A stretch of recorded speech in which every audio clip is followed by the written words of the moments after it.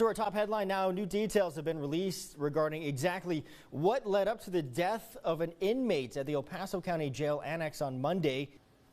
According to the affidavit, video footage, which hasn't been made available to KTSM, reportedly shows that Torres walked into his cell shortly after 7 Sunday night. We are told that Torres was seen sitting on his bunk bed and says Juan Alberto Ortiz, Manuel Alejandro Vargas, Giovanni Dionisio Ramos, and George Lopez standing over him talking to him.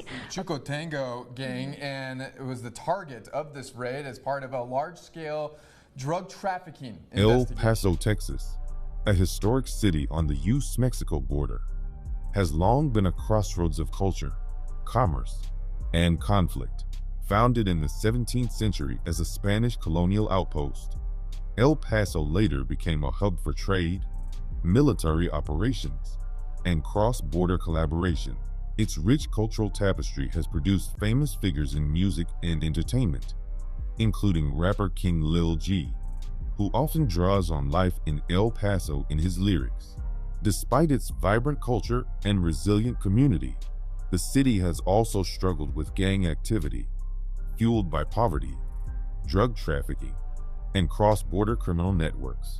Over the past several years, law enforcement has launched a series of major operations targeting gangs that threaten public safety, including prison-born gangs like Chuco Tango, street gangs such as Sereno's and Cruces Boys, and transnational organizations with ties to Mexico's LA Empresa cartel.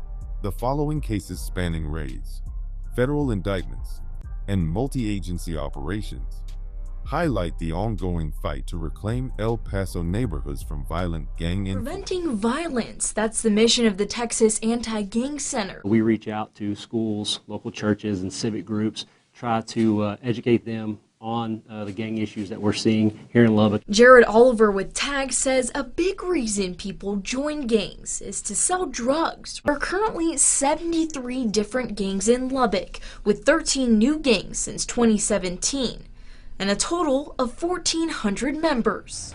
DPS counts at least 13 gangs are here in Lubbock, with some of the highest percentages in the state for some of the most dangerous gangs in the country.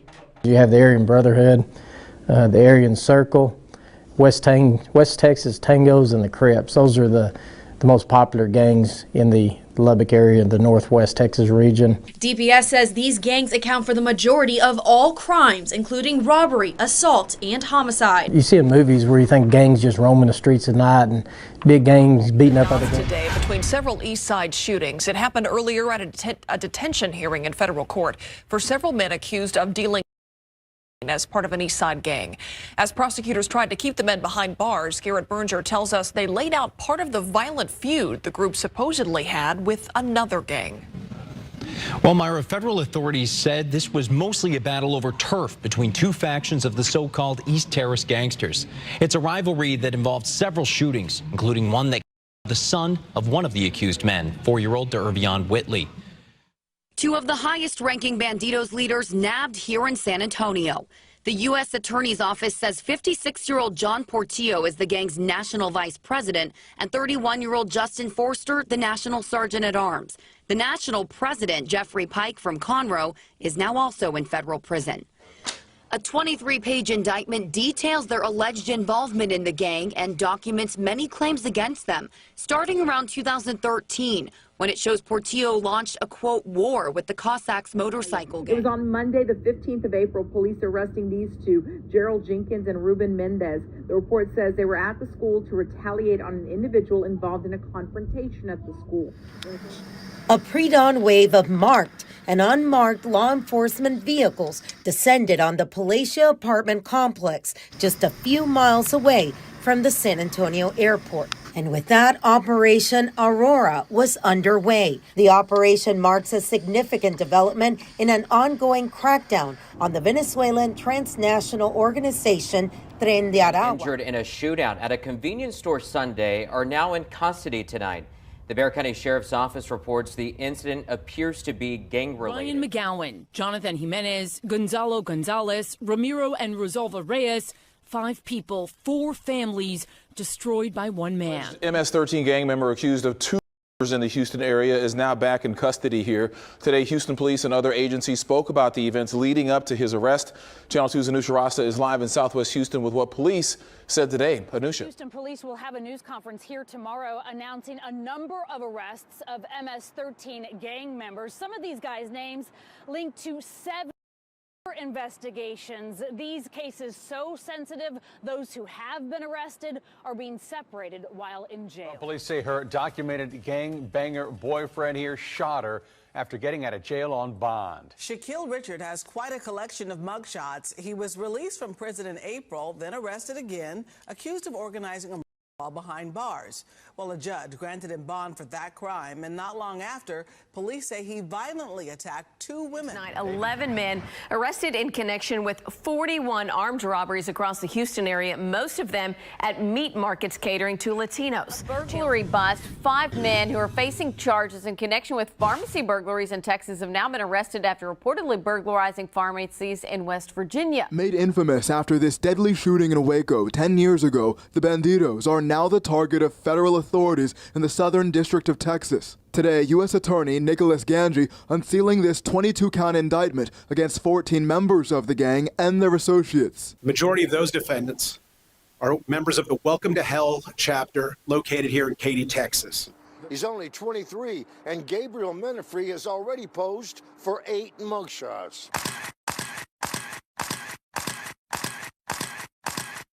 Every single offense that Gabriel Menifree was involved with had one common denominator: gun. In the wee hours of the morning, 8 armed men forced their way into a Vietnamese family's West Harris County home, investigators say. These are 5 of those men. In Texas have now been arrested after reportedly burglarizing pharmacies in West Virginia. It's a look inside a world you're rarely allowed to see. This is the Bandidos Motorcycle Club at a gathering of its members in San Antonio, Texas in the summer of 2008. The bikers have a notorious reputation as a band of criminals on wheels. Their wives and girlfriends consider themselves property and call themselves proud Bandito old ladies.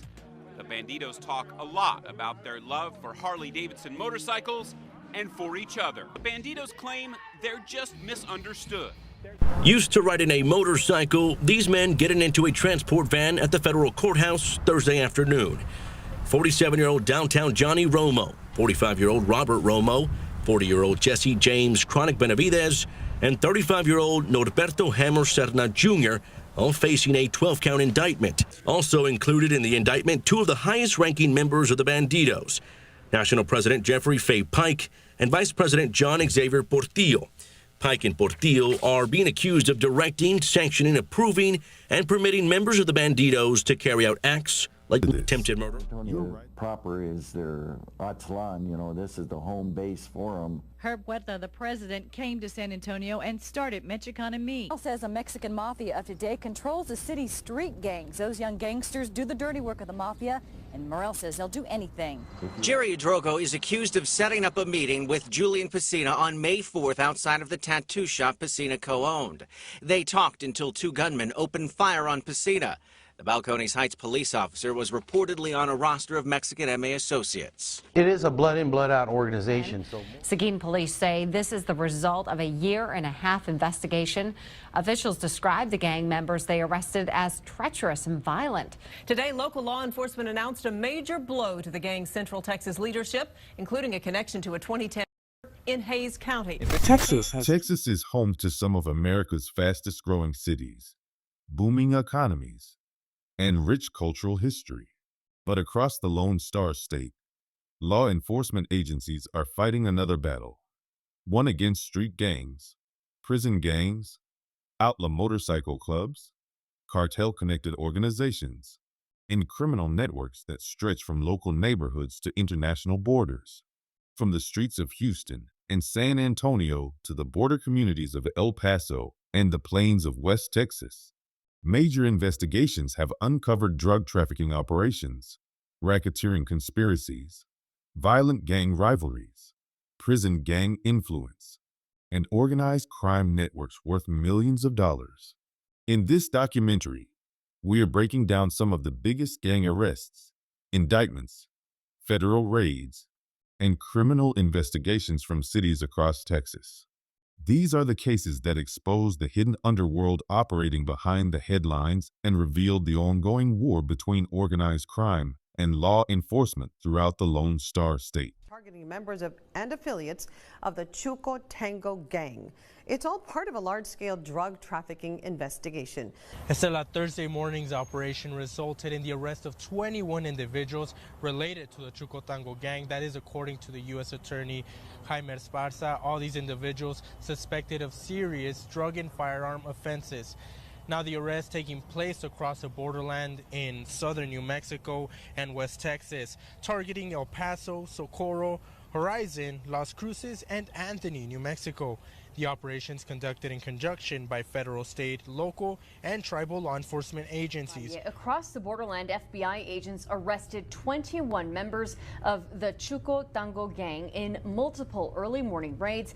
Some of the raids happened in West El Paso. One was on the 600 block of Westway Boulevard. The other on the 7300 block of Lakehurst Road. The announcement was made during a news conference about 1 hour ago. I want to show you video of the scene that we got earlier this morning in West El Paso.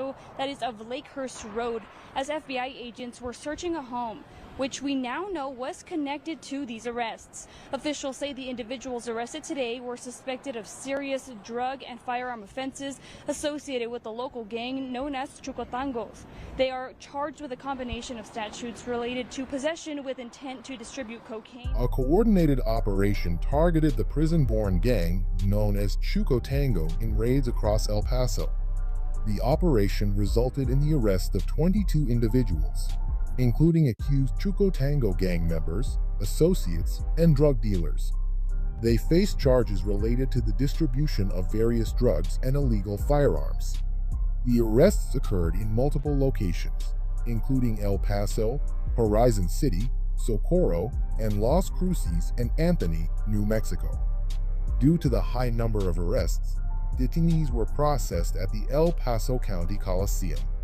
Charges against the suspects range from drug conspiracy and possession with intent to distribute to unlawful possession of firearms by felons.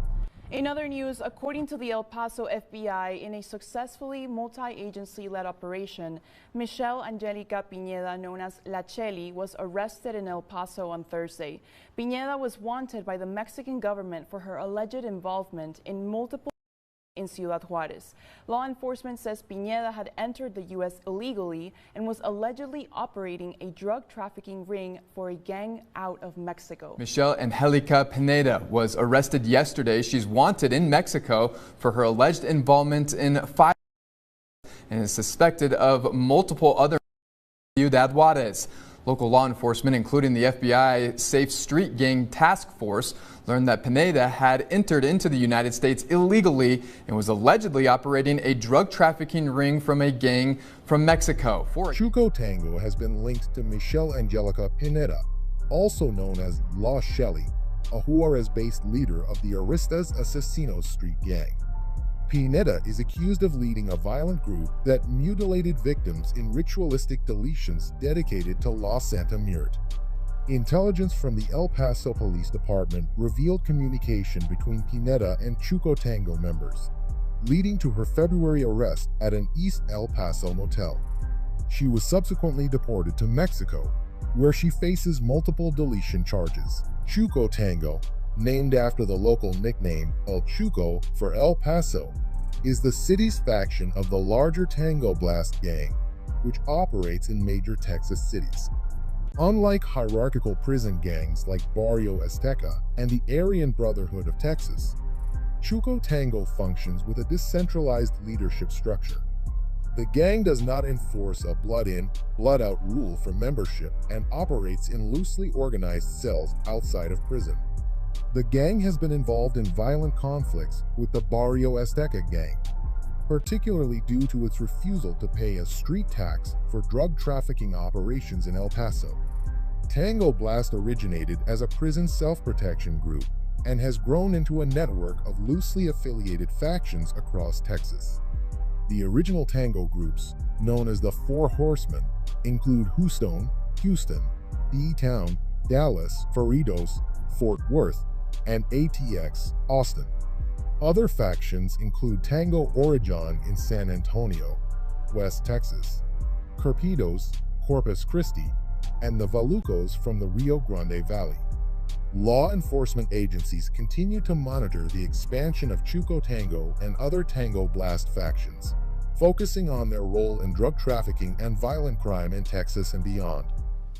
According to the affidavit, video footage, which hasn't been made available to KTSM, reportedly shows that Torres walked into his cell shortly after 7 Sunday night. We are told that Torres was seen sitting on his bunk bed and says Juan Alberto Ortiz, Manuel Alejandro Vargas, Giovanni Dionisio Ramos, and George Lopez standing over him talking to him. The 5th inmate, Christian Carrillo, then enters the cell. 10 minutes later, Carrillo leaves to retrieve what's described as a kite message, or outside message from under the door. Footage also allegedly shows Torres being punched and kicked while lying on the floor. The inmates used a wooden cane to struck Torres and stabbed him in the eye and punched him in the scrotum. Carrillo and Ramos were allegedly acting as lookouts. Also in the affidavit, a person who wishes to remain anonymous met with detectives, saying before Torres' assault, Vargas told the witness he was waiting for confirmation from outside that Torres was an ex-Barrio Azteca gang member, and this individual was told details about the assault from Vargas,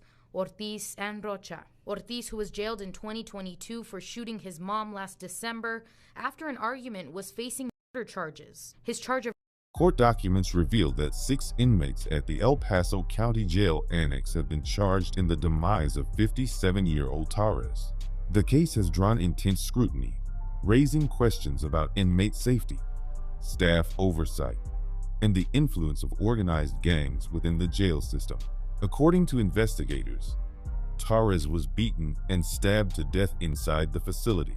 A partial autopsy later cited in a lawsuit filed by his family confirmed multiple injuries consistent with a violent assault rather than an accident. Authorities allege that the suspects are connected to Barrio Azteca, a powerful gang with operations spanning El Paso and Ciudad Juarez. Among those charged is an inmate identified as Vargas, who had been booked into the jail in September on unrelated charges. The other 5 suspects were listed by surname in filings. Court records described their alleged roles in the crime, including repeated beatings and at least 1 fatal stabbing carried out inside or near Torres' cell. In response, Torres' family has filed a lawsuit against the jail, accusing officials of negligence and failure to protect him. The lawsuit points to inadequate supervision, lapses in monitoring gang violence, and potential civil rights violations.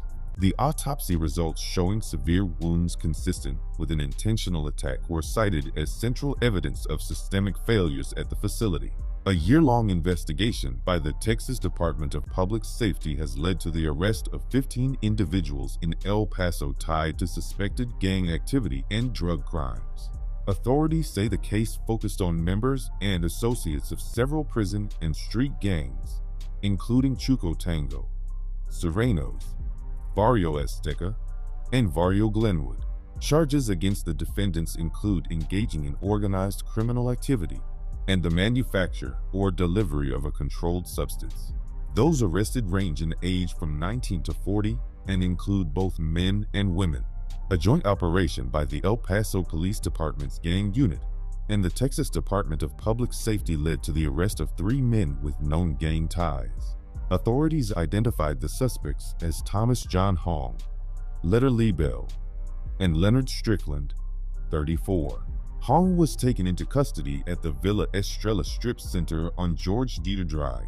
He was wanted on a felony warrant for evading arrest or detention with a motor vehicle, and also faced a misdemeanor charge for mere possession. Records show Hong previously received deferred adjudication for the felony charge in 2019 and has prior convictions for burglary of a habitation and burglary of a vehicle.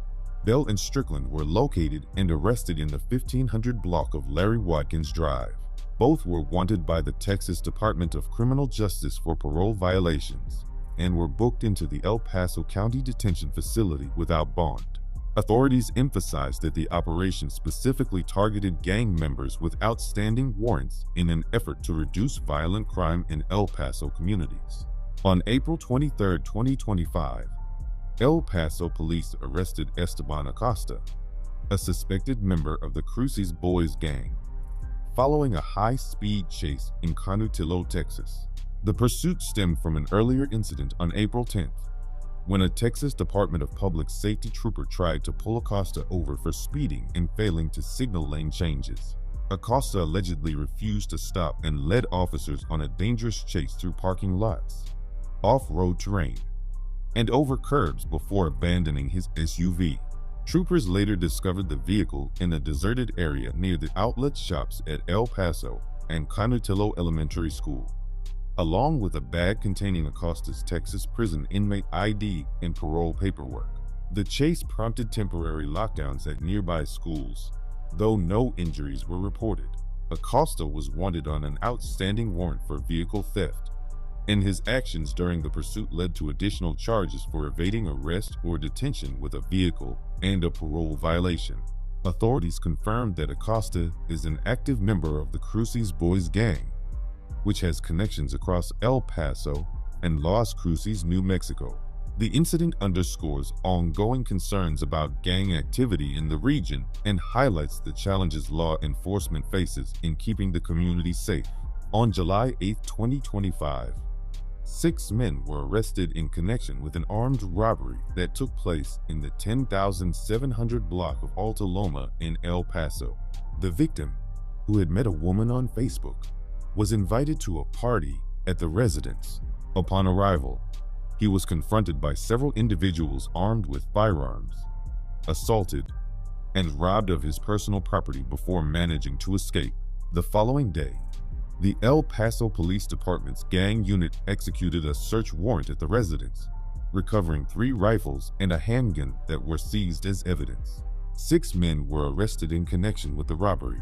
On January 17, 2025, agents from the Texas Department of Public Safety executed a coordinated operation targeting members of a transnational criminal organization with ties to the LA Impresa cartel and the Paso prison gang. The operation led to the arrest of 3 individuals at an apartment complex in El Paso's Lower Valley. All 3 are convicted felons currently under federal probation.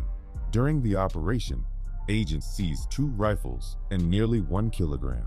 Mario Ivan Ramirez admitted to being a member of the Paso prison gang and a key coordinator for a human smuggling operation led by the LA Impresa cartel, operating in the Ciudad Juarez and El Paso border areas. He was also charged with deadly conduct discharged firearm, a 3rd-degree felony, after being identified in a recent shooting incident. In January 2019, a coordinated 6-month investigation by local, state, and federal law enforcement led to the arrest of 9 suspected Serranos gang members and associates in El Paso's Lower Valley and Socorro areas. The investigation, called Operation Canpal with Canpal meaning Southerner, in Nahuatl was conducted by the West Texas Anti-Gang Center. On January 14th and 15th, law enforcement executed search warrants at residences on Cielo Azul Drive, Clems Road, and Sheffield Road. The Serranos gang, a national street gang originating in Southern California, is known for involvement in drug trafficking and violent crimes. Local authorities emphasized that this operation would disrupt gang activity and reduce the influence of drug trafficking in the community, particularly the rising methamphetamine use. Acting Socorro Police Chief Eddie Smith highlighted the significance of the arrests, noting the operation would help restore safety in the affected neighborhoods. Taken together, these cases reveal the depth and complexity of gang activity in El Paso. The Chuco Tango arrests demonstrate the danger posed by prison-born gangs trafficking drugs and coordinating violent acts across the border.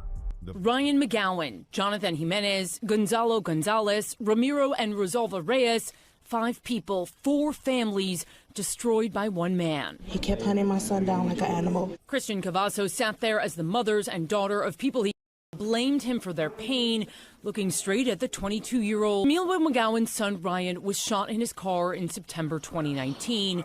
19 days later, Cavazos again. The Reyes' grandparents in their purple Dodge Charger. Cavazos thought they were rival gang members. His mistake when he shot them to death. It will affect our life for the rest of our life. 3 months later, Gloria Gonzalez's 20-year-old son Gonzalo was shooting this music video when Cavazos drove by with other gang members shooting. Dozens and dozens of rounds. Gonzalo died instantly. Vicky Jimenez's son, Jonathan, in that video, killed too. Cavazos and his gang investigated for years by the feds and local authorities, seizing guns and drugs from Cavazos' home.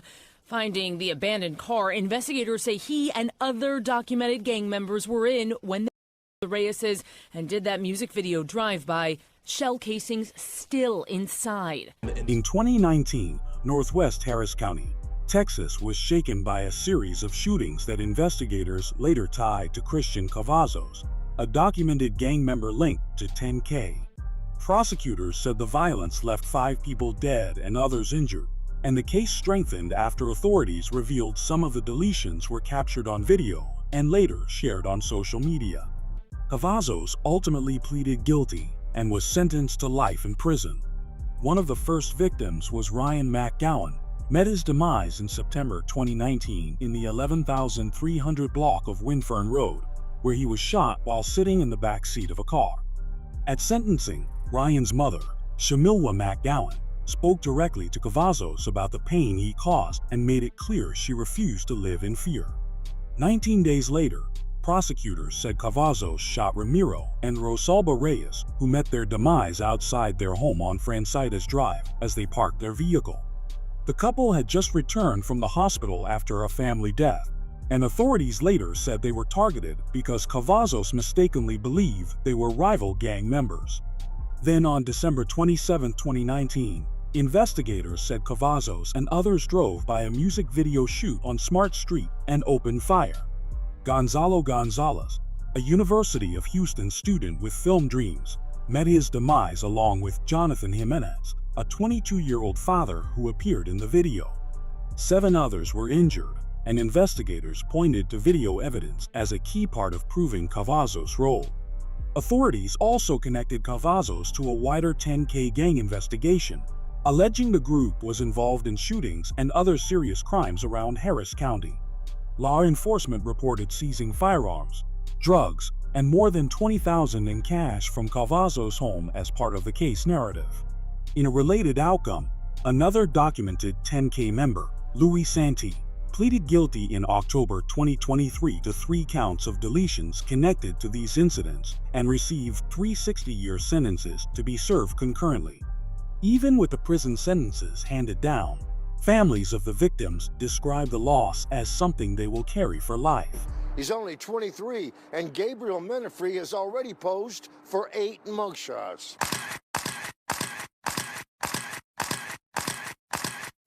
Every single offense that Gabriel Menefree was involved with had one common denominator: gun. March 2020, Menefree is charged with robbery and aggravated assault with serious bodily injury. A year later, Menefree is charged with aggravated assault with a deadly weapon. In October of 2022, Menefree is sentenced to 4 years probation. In October of last year, Menefree is charged with aggravated assault.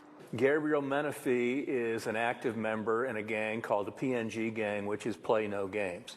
He and another one of his gang members basically were just shooting into a crowd at a park. If he is not arrested for the aggravated assault last year, he goes on the run and his probation revoked. On November 2nd, police say Menefree shot 25-year-old Jalen Ward during an argument inside a hotel room at 2451 Hayes Road. Gabriel Isaiah Menefree is a 23-year-old Houston area suspect who was charged with deletion after a deadly incident at a hotel on Hayes Road in early November 2025. According to the Houston Police Department, the shooting happened at a hotel located at 2451 Hayes Road. Officers responding to the call found a man inside a room who had been shot, and he was pronounced dead at the scene. HPD identified the victim as Jalen Ward, 25. Investigators said the shooting followed an argument inside the room.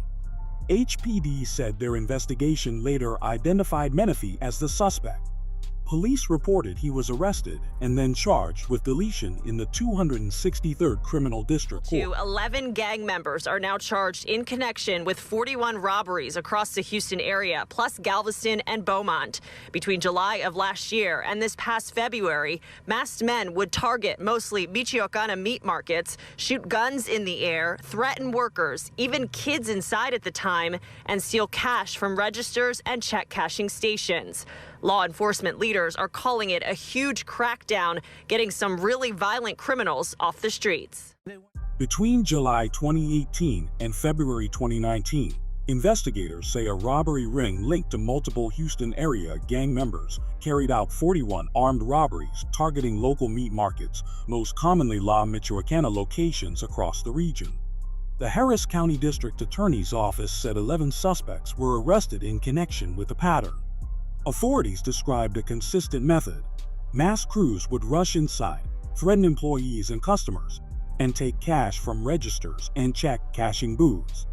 Investigators said the suspects sometimes fired guns into the air to intimidate everyone inside, and in at least one incident, a robber allegedly held a customer at gunpoint while forcing a cashier to open the check cashing booth. Prosecutors said the group wasn't just the people who went inside, there were also alleged shot callers who scouted locations and helped plan the robberies. DA Kim Ogg said the crews often hit businesses outside their own neighborhoods.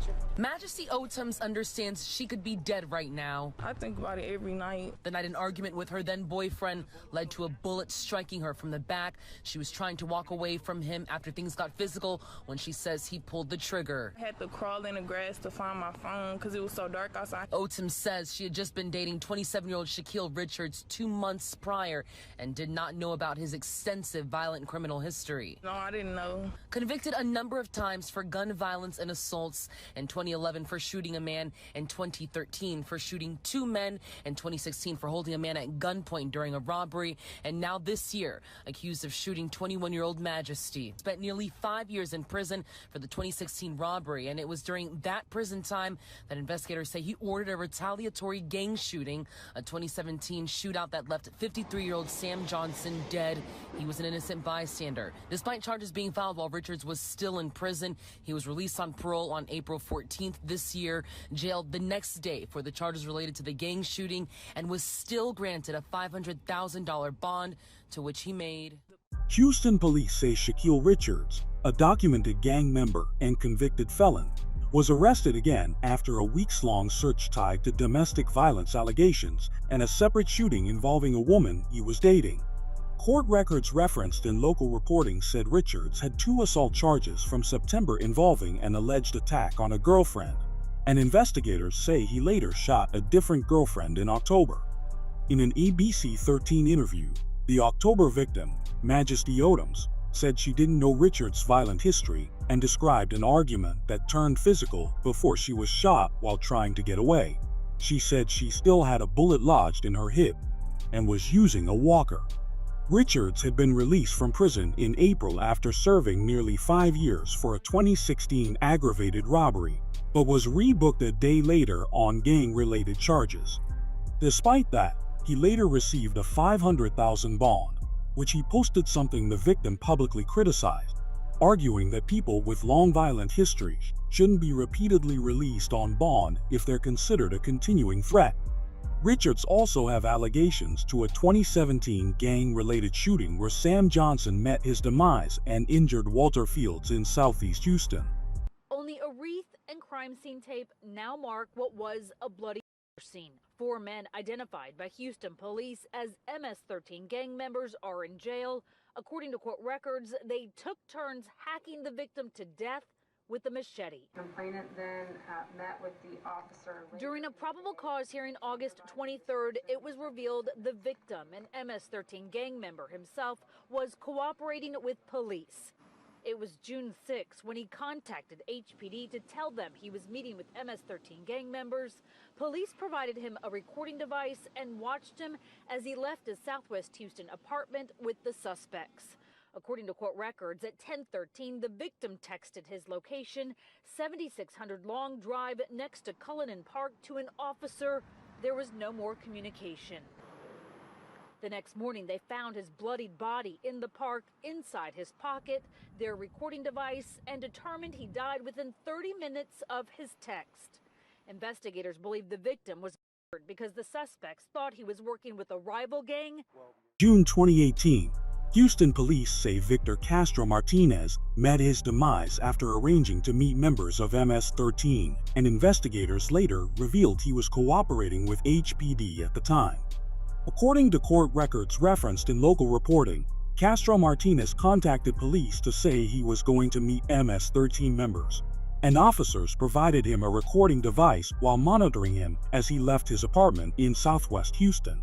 Police say the last known message came out when he texted his location near 7600 Long Drive by Cullinan Park, and communication stopped afterward.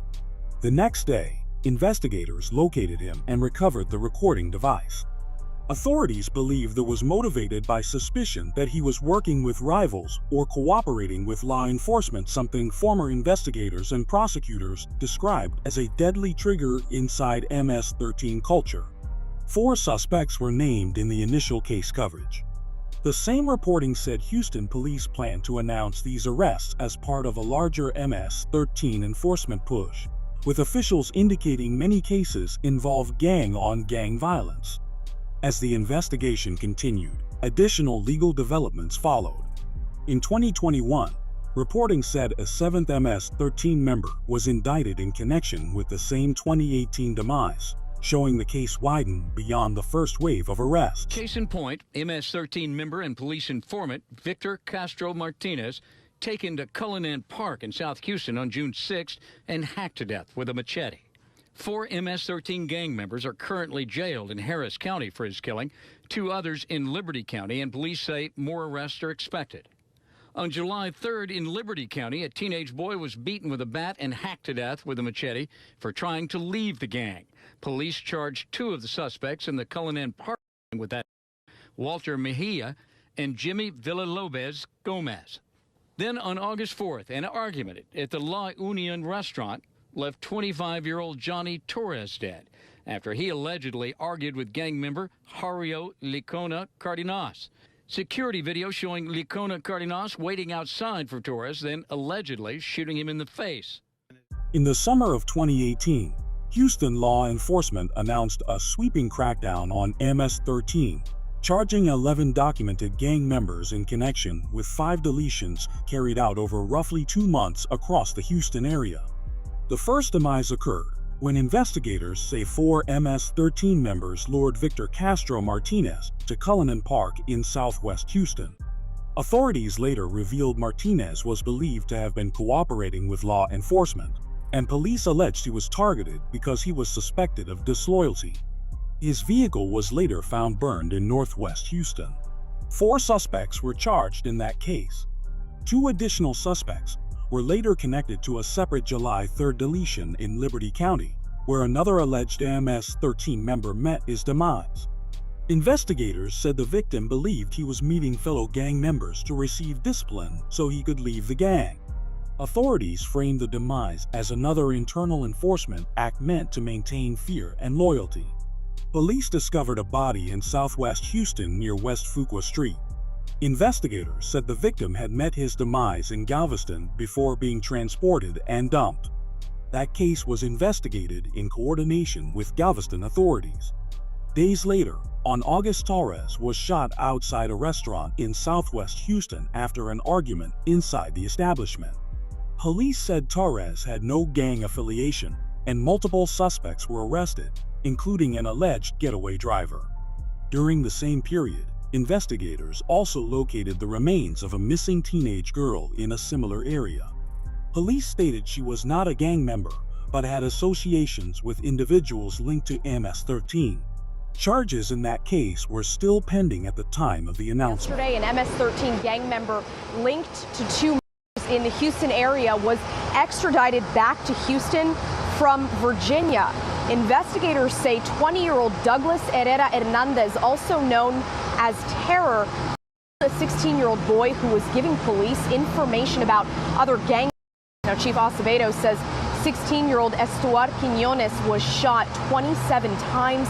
His body left on a jogging trail in Buffalo Run Park in Missouri City. Now, Hernandez was reportedly on the run when he then allegedly shot and another gang member at an apartment in Clear Lake over a marijuana deal. Chief Art Acevedo told reporters today that one of his patrol officers got a tip about Hernandez being in Virginia, and with the help of the FBI, DPS, and ICE, officials arrested Hernandez in Arlington, Virginia. Houston police say a suspected MS-13 member known as Douglas Alexander Herrera Hernandez, also called Terror, was taken back into custody after being arrested in Arlington, Virginia. Authorities said he was wanted in connection with two separate deletions in the Houston area, and his capture came after Texas officials had placed him on a most wanted list.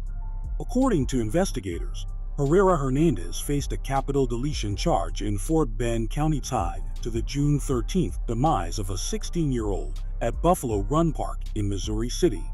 Police allege the teen may have witnessed MS-13 related violence and was cooperating with authorities, which made him a target. Houston police also identified Herrera Hernandez as a suspect in the fatal shooting of Kevin Alvarez about a month later, after witnesses reported an argument before the shooting outside a Houston apartment complex. In the wee hours of the morning, 8 armed men forced their way into a Vietnamese family's West Harris County home, investigators say. These are 5 of those men, arrested and charged this week with the March 2024 home invasion. Homeland Security investigation says it's part of a sweep targeting a total of 10 people wanted for a series of armed robberies and home invasions, some suspected of ties to transnational gangs, specifically gangs operating in Honduras, Mexico, and Colombia. While investigating these 5 men, the Harris County Sheriff's Office learned from Plano police about a Houston-based burglary ring targeting Asian homes. Houston area investigators say 10 people with suspected gang ties were arrested in a multi-agency case tied to a string of armed robberies and home invasions, with Homeland Security investigations saying some suspects may be connected to transnational gangs. According to court records summarized in reporting, the investigation centered on a March 2024 home invasion in West Harris County, where a family said masked attackers forced their way in, assaulted the homeowner, and stole items including jewelry and 2 safes, valued around $4,000. In that case, authorities arrested Arturo Diaz Esparza, William Flores, Roberto Guevara, Kevin Parada, and Miguel Angel Flores Magana, and later arrested Ramon Carranza Chavez in Montgomery County. Investigators said the home invasion case opened the door to something bigger. Deputies learned from Plano police about a Houston-based burglary ring targeting Asian homes, and court documents also describe a separate burglary near Willis in which a safe containing about $170,000 was stolen. Reporting said several suspects were being held on theft charges with immigration holds. Last Saturday, security cameras captured images of alleged Houston gang members breaking into 2 drugstores far from home. The pharmacies located in the small town of Harrisonburg, Virginia, in the Shenandoah Valley, about 1,300 miles from Houston. A few hours after those break-ins, Harrisonburg police spotted an SUV similar to the one used in the burglaries. That car led them to 5 suspects who all called Houston home. All are gang members and career criminals from the Senegas neighborhood in northeast Houston. They allegedly targeted the pharmacies to steal narcotics to be brought home and sold on the streets of Houston. 5 men from Houston were charged in Virginia after police said they broke into 2 pharmacies and stole narcotics. Investigators said the crew was gang-linked and had traveled roughly 1,300 miles from Texas to the Harrisonburg area for the burglaries. Police said surveillance and a quick vehicle lead helped them spot an SUV matching the one used, and the 5 suspects were located within hours. The leader of a notorious motorcycle gang's Katy chapter is behind bars today alongside a dozen other members. That they use it specifically against these gang members by alleging that they were involved in arson, drug trafficking, even a murder. And there aren't any photos of the people that were arrested that have been released just yet, but of the 14 people named in the indictment, John Pfeiffer, known as Big John, is the person listed first. He's the president of the Bandidos Katy chapter, and the allegations against him and others, they're staggering. Of the 22 counts brought up in the indictment, it is a 2021 murder that's mentioned first. ABC 13 actually covered this murder at the time, and details were fairly thin back then, but now it's alleged that this was all part of a turf war with a rival gang. Members of the Bandidos were told engaged in a drive-by shooting at least one person. Federal prosecutors say a 22-count RICO indictment was unsealed in the Southern District of Texas, charging 14 members and associates tied to the Bandidos Outlaw Motorcycle Gang and the Mascareros Support Club for their alleged roles in a violent criminal enterprise in and around Houston. According to the DOJ, the case is tied to a turf war that began in 2019 between the Bandidos and a rival group called Be East, with prosecutors alleging orders to attack rivals and violence that spilled into public roadways and businesses. Open the door. Police! For 3 months, beginning August 5th, police fanned out in Northside and Southwest Houston neighborhoods with warrants for violent offenders and known gang members. Operation Triple Beam was run by U.S. Marshal Gary Blankenship, but practically every federal and local police agency in the city was involved. Operation Triple Beam was a multi-agency Houston area crackdown that authorities said targeted violent fugitives and documented gang members over a roughly 90-day enforcement window that ended. Officials said the operation cleared 793 felony warrants and included 113 arrests of documented gang members. Alongside arrests, law enforcement reported seizures that included 41 firearms, 11.6 kilograms of narcotics, about $461,560 in cash, and 9 vehicles. Now to a federal investigation stretching from Tennessee to Texas. The U.S. Attorney's Office has indicted 8 Venezuelan nationals with ties to the violent gang Tren de Aragua. They're accused, that is, of running a trafficking ring. 3 of those men arrested in Houston. Yesterday, FBI Houston and Homeland Security took those 3 into custody. The FBI in Houston and Homeland Security investigations said they assisted FBI Nashville with arrests in Houston, taking 3 people into custody who were described as suspected Tren de Aragua associates.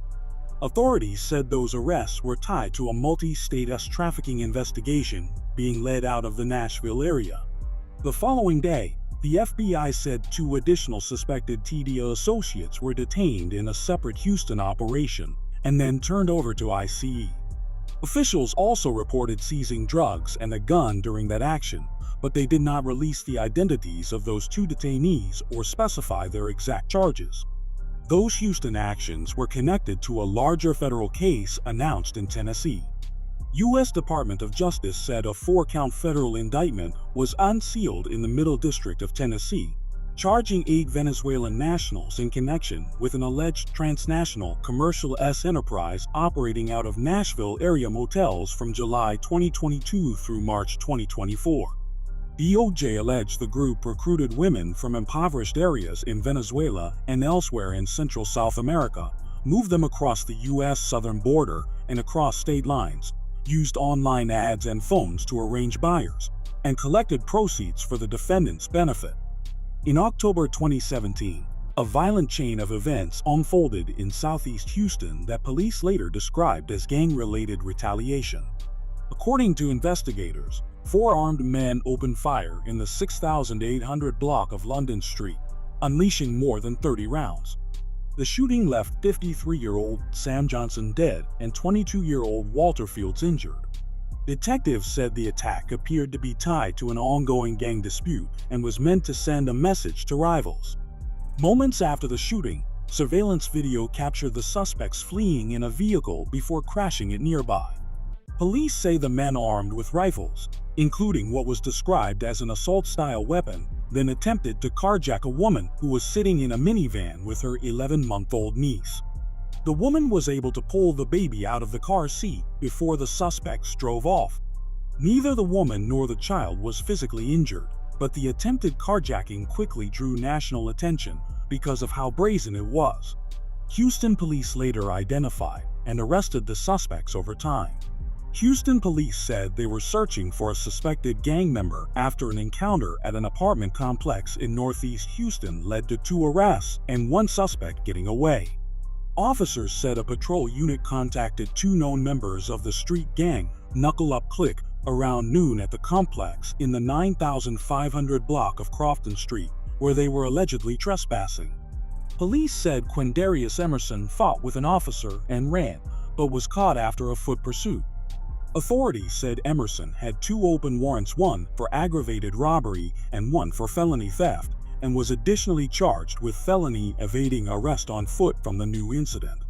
In the aggravated robbery case, police alleged Emerson and others robbed a taxi driver at gunpoint, and in the theft case he was accused of stealing from Saks Fifth Avenue in the Galleria area.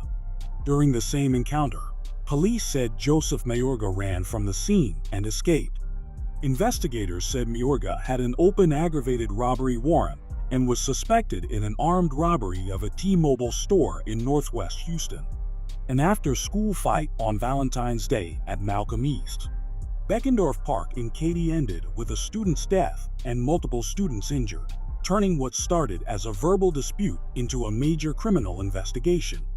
Authorities said the fight involved roughly 11 to 18 students connected to Katy ISD's Opportunity Awareness Center, and investigators recovered weapons at the scene as they worked to identify who did what during the chaos.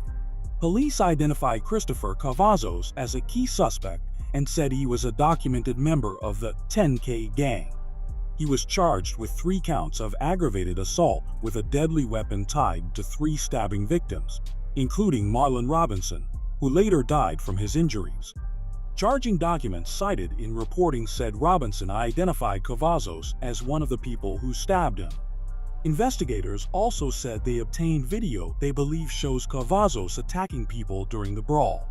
Officials said 2 juveniles were also charged, one with deletion and the other with aggravated assault with a deadly weapon, as the case widened beyond a single suspect. Crips gang member from Houston arrested for smuggling 6 illegal immigrants. In Kinney County, Texas, near Brackettville, deputies say they arrested Henry Herbert Locks, described in the report as a documented Crips gang member from Houston, after they allegedly found him transporting 6 migrants. Authorities said Chantel Craftsman was with him as a passenger when the arrests were made. Investigators said Locks briefly tried to evade before giving up, and the Kinney County Sheriff's Office noted the rough terrain factored into him surrendering. Both Locks and Craftsman were booked on 6 counts of smuggling of persons, 1 count tied to each person allegedly being transported. When you put these cases side by side, the big takeaway is that Houston's most serious gang cases are rarely one-off incidents. They're connected chains that grow through retaliation cycles, organized planning, and crews moving fast across jurisdictions. Some stories end with life sentences and RICO indictments. Others are still unfolding through pending charges, warrants, and ongoing task force work. But the pattern stays consistent. The more organized the group, the wider the damage and the longer the case lives in the courts. That's why these headlines matter. They're not just crime stories. They're snapshots of how violence, trafficking, and robbery networks operate, and how investigators build major takedowns piece by piece. Paris gangsters, also known as the Skinny Block crew, sat side by side as they got charges read against them filed by the U.S. government. They were rounded up early this morning by the FBI and SAPD in an operation that's targeting violence and crime on the east side. Among the 8 arrested was the gang's 40-year-old ringleader, Alvin Clark. The feds say he led a gang that's been selling for nearly 2 years. The 8 gang members range in age from 21 to 49, and they include 36-year-old Earl Whitley Jr. Now, Whitley is the father of 4-year-old DeEarlevion Whitley, who was fatally shot in the head in July after a drive-by shooting at his home. It's believed that their rival Charles Bethany gang is behind the Now, 36-year-old Charles Lee Bethany was arrested back in July in connection with the shooting death of the 4-year-old.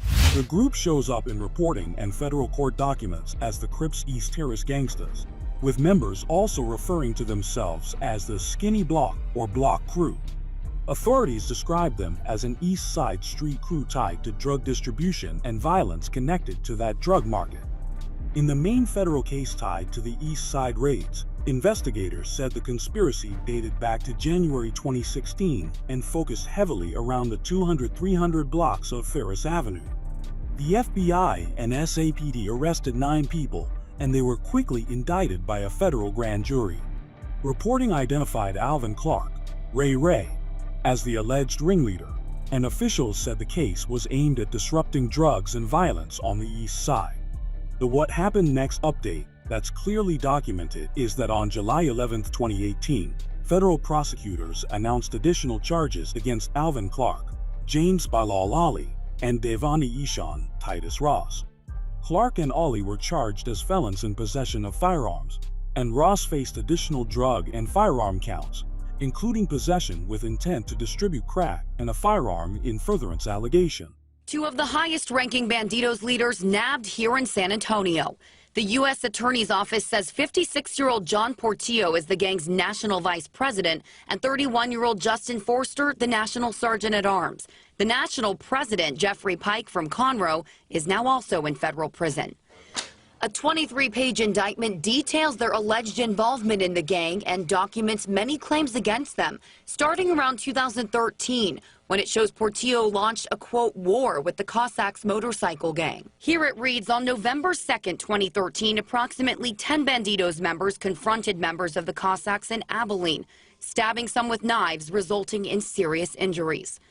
On March 22, 2015, approximately 20 Bandidos confronted Cossacks members at a gas station in West Texas in furtherance of John Portillo's order to, quote, stir things up.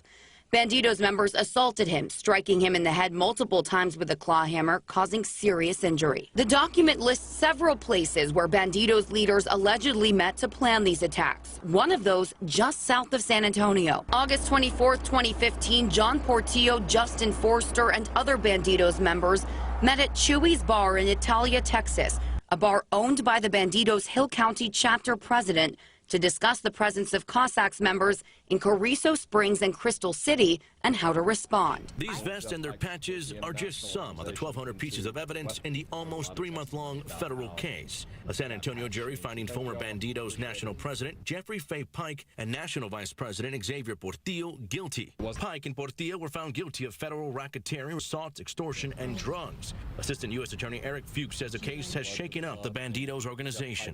A federal jury in San Antonio found Jeffrey Faye Pike and John Xavier Portillo guilty on May 17, 2018, in a major racketeering case targeting the leadership of the Bandidos Motorcycle Club. Prosecutors presented the case as a leadership-style RICO prosecution, arguing the organization operated through a mix of drug trafficking, extortion-style conduct, and violence, and the jury returned guilty verdicts on every count after a lengthy trial. According to the Attorney's Office for the Western District of Texas, the convictions included racketeering conspiracy plus other counts tied to violent crime in aid of racketeering and related offenses, with the government framing the case around leadership decisions and approvals rather than just street-level acts. Portillo was sentenced to 2 consecutive life sentences plus 20 years, and Pike was sentenced to life in federal prison plus 10 years. Officials say Prince Boyd, who you see on your screen right now, is one of 4 men involved. The shooting happened on Benz Engelman when deputies say another suspect, Gerald Jenkins, started shooting at Boyd early Sunday. Boyd arrived at a hospital with a gunshot wound and is facing a charge of unlawful carry of a weapon in prohibited places. Jenkins is also facing multiple charges and is hospitalized with multiple gunshot wounds.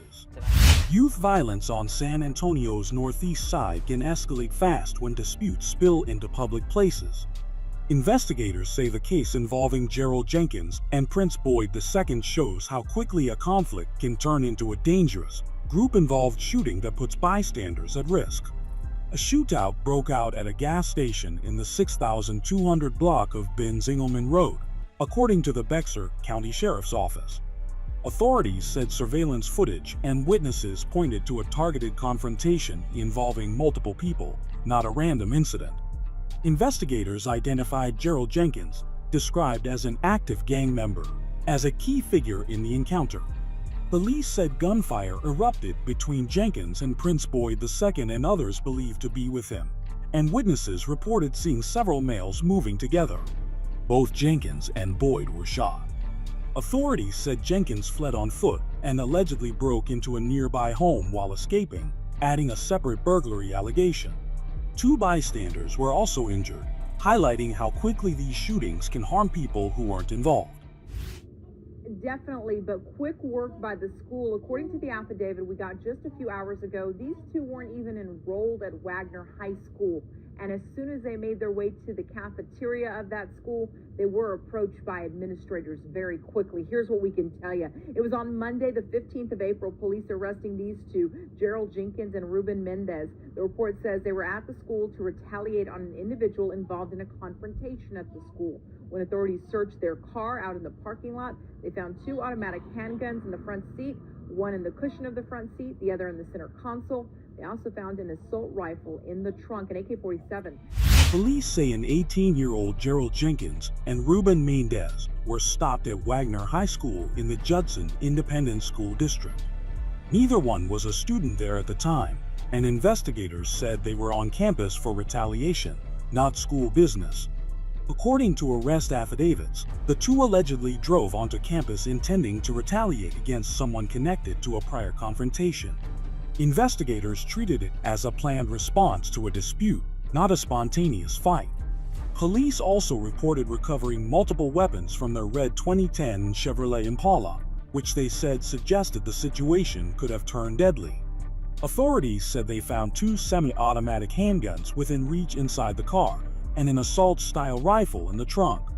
And if you take a look over at where it happened, it's a very different scene than when we first found everything that went down. Now, after an operation happened in those early hours, we have a better idea of who exactly was taken into custody. The new task force from the FBI and Homeland Security says that they had court-authorized approval to address what they called public safety concerns after this lot right here was used as what they say was a frequent gathering place for people the task force believe are associated with Tren de Aragua and other criminal elements, including where federal law enforcement says an individual had sold to officers on multiple occasions. After a search warrant, the HSTF South Texas says it took 143 people into custody. A late-night enforcement operation on San Antonio's north side turned into a massive immigration-linked raid.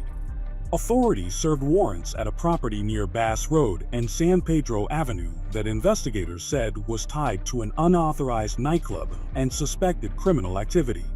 Officials said 163 people were detained and 143 were taken into ICE custody. After additional processing and review, the FBI and Homeland Security investigations said 51 of the 143 had confirmed ties to Tren de Aragua. Records later reported by local media said investigators also seized 3 handguns, small amounts of Coca-Cola, Mary, and about $27,014 in cash during the operation. Deputies say 60-year-old Anselmo Barrera, a documented member of the Bandidos outlaw motorcycle gang, was taken to the Bexar County Jail. He's charged with possession of body armor by a convicted felon, a third-degree felony, and investigators say more charges could be coming. Certainly those are the kinds of folks that we enjoy getting off the streets. On October 30th, members of the Bexar County Sheriff's Office SWAT team executed a narcotics search warrant at a home on the 1200 block of Cantrell Drive. Deputies say they found 33 guns throughout the property, including one area they describe as a clubhouse. Investigators say they found 2 body armor vests and a large collection of Bandido gang insignia and merchandise. Inside the main home, they also found more than $200,000 in cash. The Bandidos Motorcycle Club is widely described by law enforcement as an outlaw motorcycle gang linked to organized criminal activity, including drug trafficking networks that move substances like various drugs. Investigators say the group operates with a strict chain of command, so when authorities target a high-ranking official, it can affect more than just one local chapter. The Bexar County Sheriff's Office SWAT team carried out a search warrant at a home in the 1200 block of Cantrell Drive on San Antonio's south side. The focus of the operation was on Selmo Barrera, who officials described as holding a national-level position within the Bandidos. Sheriff Javier Salazar publicly emphasized the significance of Barrera's rank, framing the raid as an effort to hit leadership, not just street-level members. Deputies said what they found inside the property suggested more than a normal residence. Authorities reported seizing 33 firearms, along with 2 sets of body armor. Investigators also said they recovered more than $200,000 in cash, which they viewed as potentially tied to illegal activity and planned to analyze further. The operation marks a significant development in an ongoing crackdown on the Venezuelan transnational organization Tren de Aragua that has been operating in San Antonio for months, according to the San Antonio Police Department. More than 150 SAPD, Texas's Department of Public Safety, Homeland Security investigations, state and federal agents helped in the sweeping of hundreds of vacant apartments allegedly being used by Tren de Aragua. The movement of law enforcement as they found those who were using empty apartments allegedly to commit their crimes. Crimes which we are told include prostitution, distribution of cocaine, and human trafficking. In all, 19 people were charged, according to the chief of police. San Antonio police and partner agencies launched a pre-dawn sweep at the Palacia Apartments on the north side in an operation they called Operation Aurora. Authorities said 20 people were detained and 19 were charged, and teams also checked hundreds of vacant units while investigating allegations tied to suspected Tren de Aragua activity. Police framed it as a footprint case, not one apartment, saying the investigation involved complaints and intelligence about ongoing criminal activity at the complex, with some suspects also facing immigration holds depending on status. In San Antonio, federal agents and local authorities announced a major crackdown on the Texas Syndicate on December 8, 2011, saying suspects were being rounded up and taken to federal court to face racketeering, RICO, deletion, attempted deletion, and drug trafficking charges. Investigators said 17 San Antonio members of TIAS were indicted in a federal RICO conspiracy, and that 6 of them were arrested that morning, while the rest were already in custody on other charges. Prosecutors allege the group operated as an organized criminal enterprise beginning around January 2008, and they tied the case to a list of violent racketeering acts along with conspiracy plots and ongoing drug distribution. The public allegations included the demise of George Escobedo and George Davenport, attempted deletions in March 2011, the demise of Troy Lamberth, and the demise of Priscilla and Vidori, plus additional deletion conspiracy claims tied to rival targets and internal disputes. Authorities also claimed some of the violence was committed to gain entry into TIAS or build rank inside the gang, pointing specifically at allegations that Andrew "Dirty" Vidori was involved in multiple deletions as part of trying to elevate his status. Investigators said other defendants were tied to the July 2, 2011 demise of Priscilla and Vidori and described that incident as connected to TIAS status and internal pressure. A multi-agency crackdown in San Antonio called Operation Triple Beam targeted gang activity and violence hotspots, especially on the city's east side, using focused enforcement in specific zones rather than a single one-day raid. Officials said the operation ended with 215 arrests, including 40 federal fugitives, along with 70 firearms seized, 233,373 in cash confiscated, and about 176,153 worth of drugs taken off the street. Federal authorities said the sweep targeted alleged leaders, members, and associates of the Latin Kings as part of a racketeering and drug distribution investigation that prosecutors said had been operating in Central Texas since 2005. Prosecutors framed it as an enterprise case, not just individual drug arrests. The federal RICO conspiracy allegations included violent crime and weapons-related acts alongside drug distribution. A former Bandidos Motorcycle Club member was sentenced in federal court for a 2002 retaliation deletion south of San Antonio. Prosecutors said the victim, Robert Lara, was lured to a dark rest picnic area along I-37 in Atascosa County and met his demise as payback for the 2001 shooting death of Javier Negrete outside a San Antonio bar. An incident investigators said the club blamed on Lara. The defendant, Frederick Fast Fred Cortez, pleaded guilty to deletion in aid of racketeering and later received 13 years in federal prison without parole, followed by 5 years of supervised release. A former high-ranking Bandidos Motorcycle Club member, Johnny Downtown Romo, was sentenced in San Antonio federal court to 15 years in prison without parole after pleading guilty for his role in the 2006 demise of Anthony Benesch, a member of Hell's Angels. The sentencing was handed down by David Allen Ezra, and prosecutors said Romo's punishment was reduced because he provided substantial assistance to the government. In court, Romo testified that the hit was ordered up the chain. He said the directive came down from leadership, and that he was told to assemble a crew because Benesch was planning to start a rival chapter in Austin, which prosecutors framed as a territory conflict. Prosecutors also warned Romo's cooperation put him at risk, describing a green light over him after he became a key witness in the racketeering case against top leadership. Castro, known by the alias Texas Pimp, is identified by authorities as a confirmed Texas Mexican Mafia member who appeared on the Texas 10 Most Wanted Fugitives list in 2022. His record shows a mix of firearm, fraud, and violent allegations. In 2008, he was convicted federally for possession of a firearm after a domestic abuse case and received 80 months in prison, followed by supervised release. Officials said he repeatedly violated supervision, and the federal sentence track ultimately ended around 2017.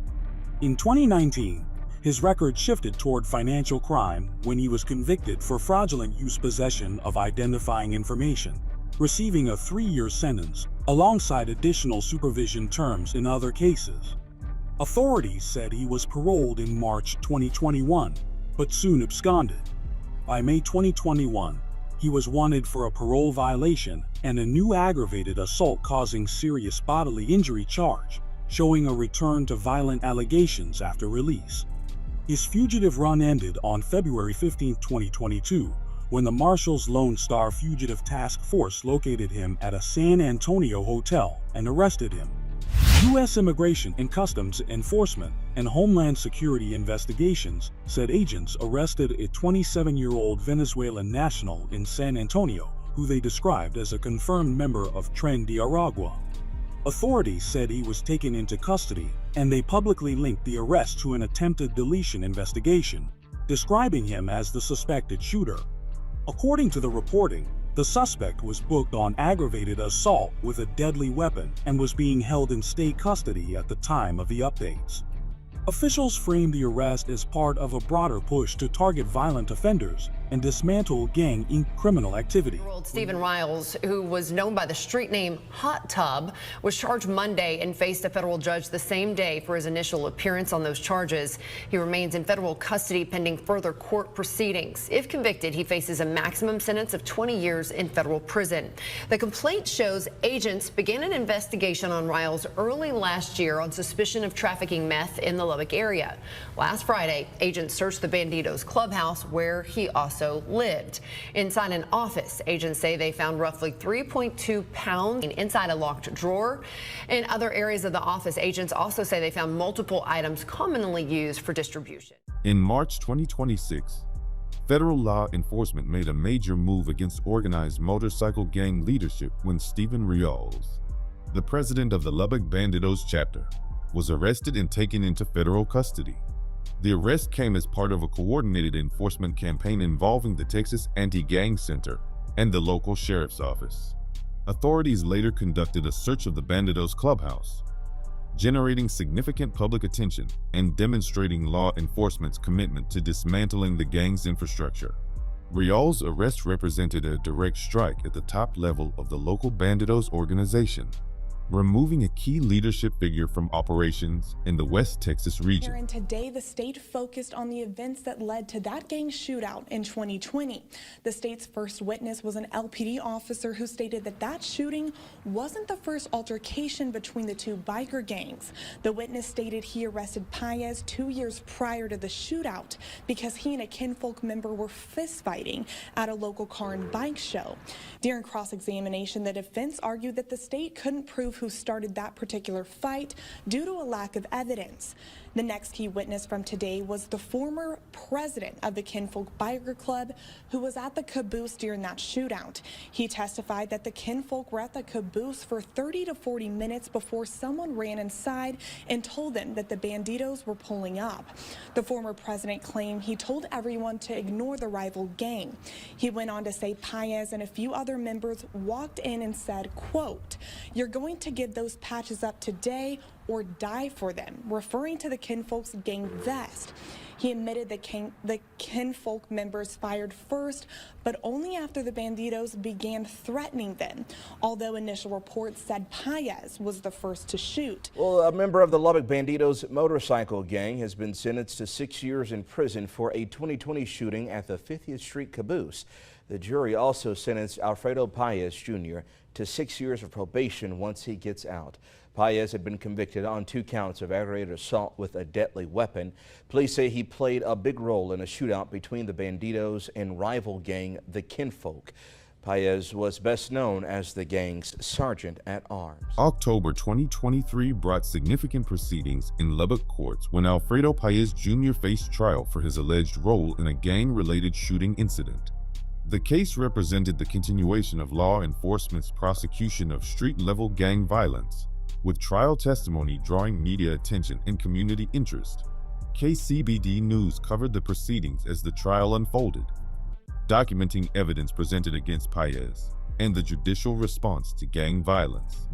The case highlighted how local courts handle gang-related shooting incidents and the severity of charges defendants face when violence intersects with gang activity in Lubbock. A Lubbock teenager pleads guilty for his role in a 2022 armed kidnapping by members of a gang who call themselves the Ghetto Boys.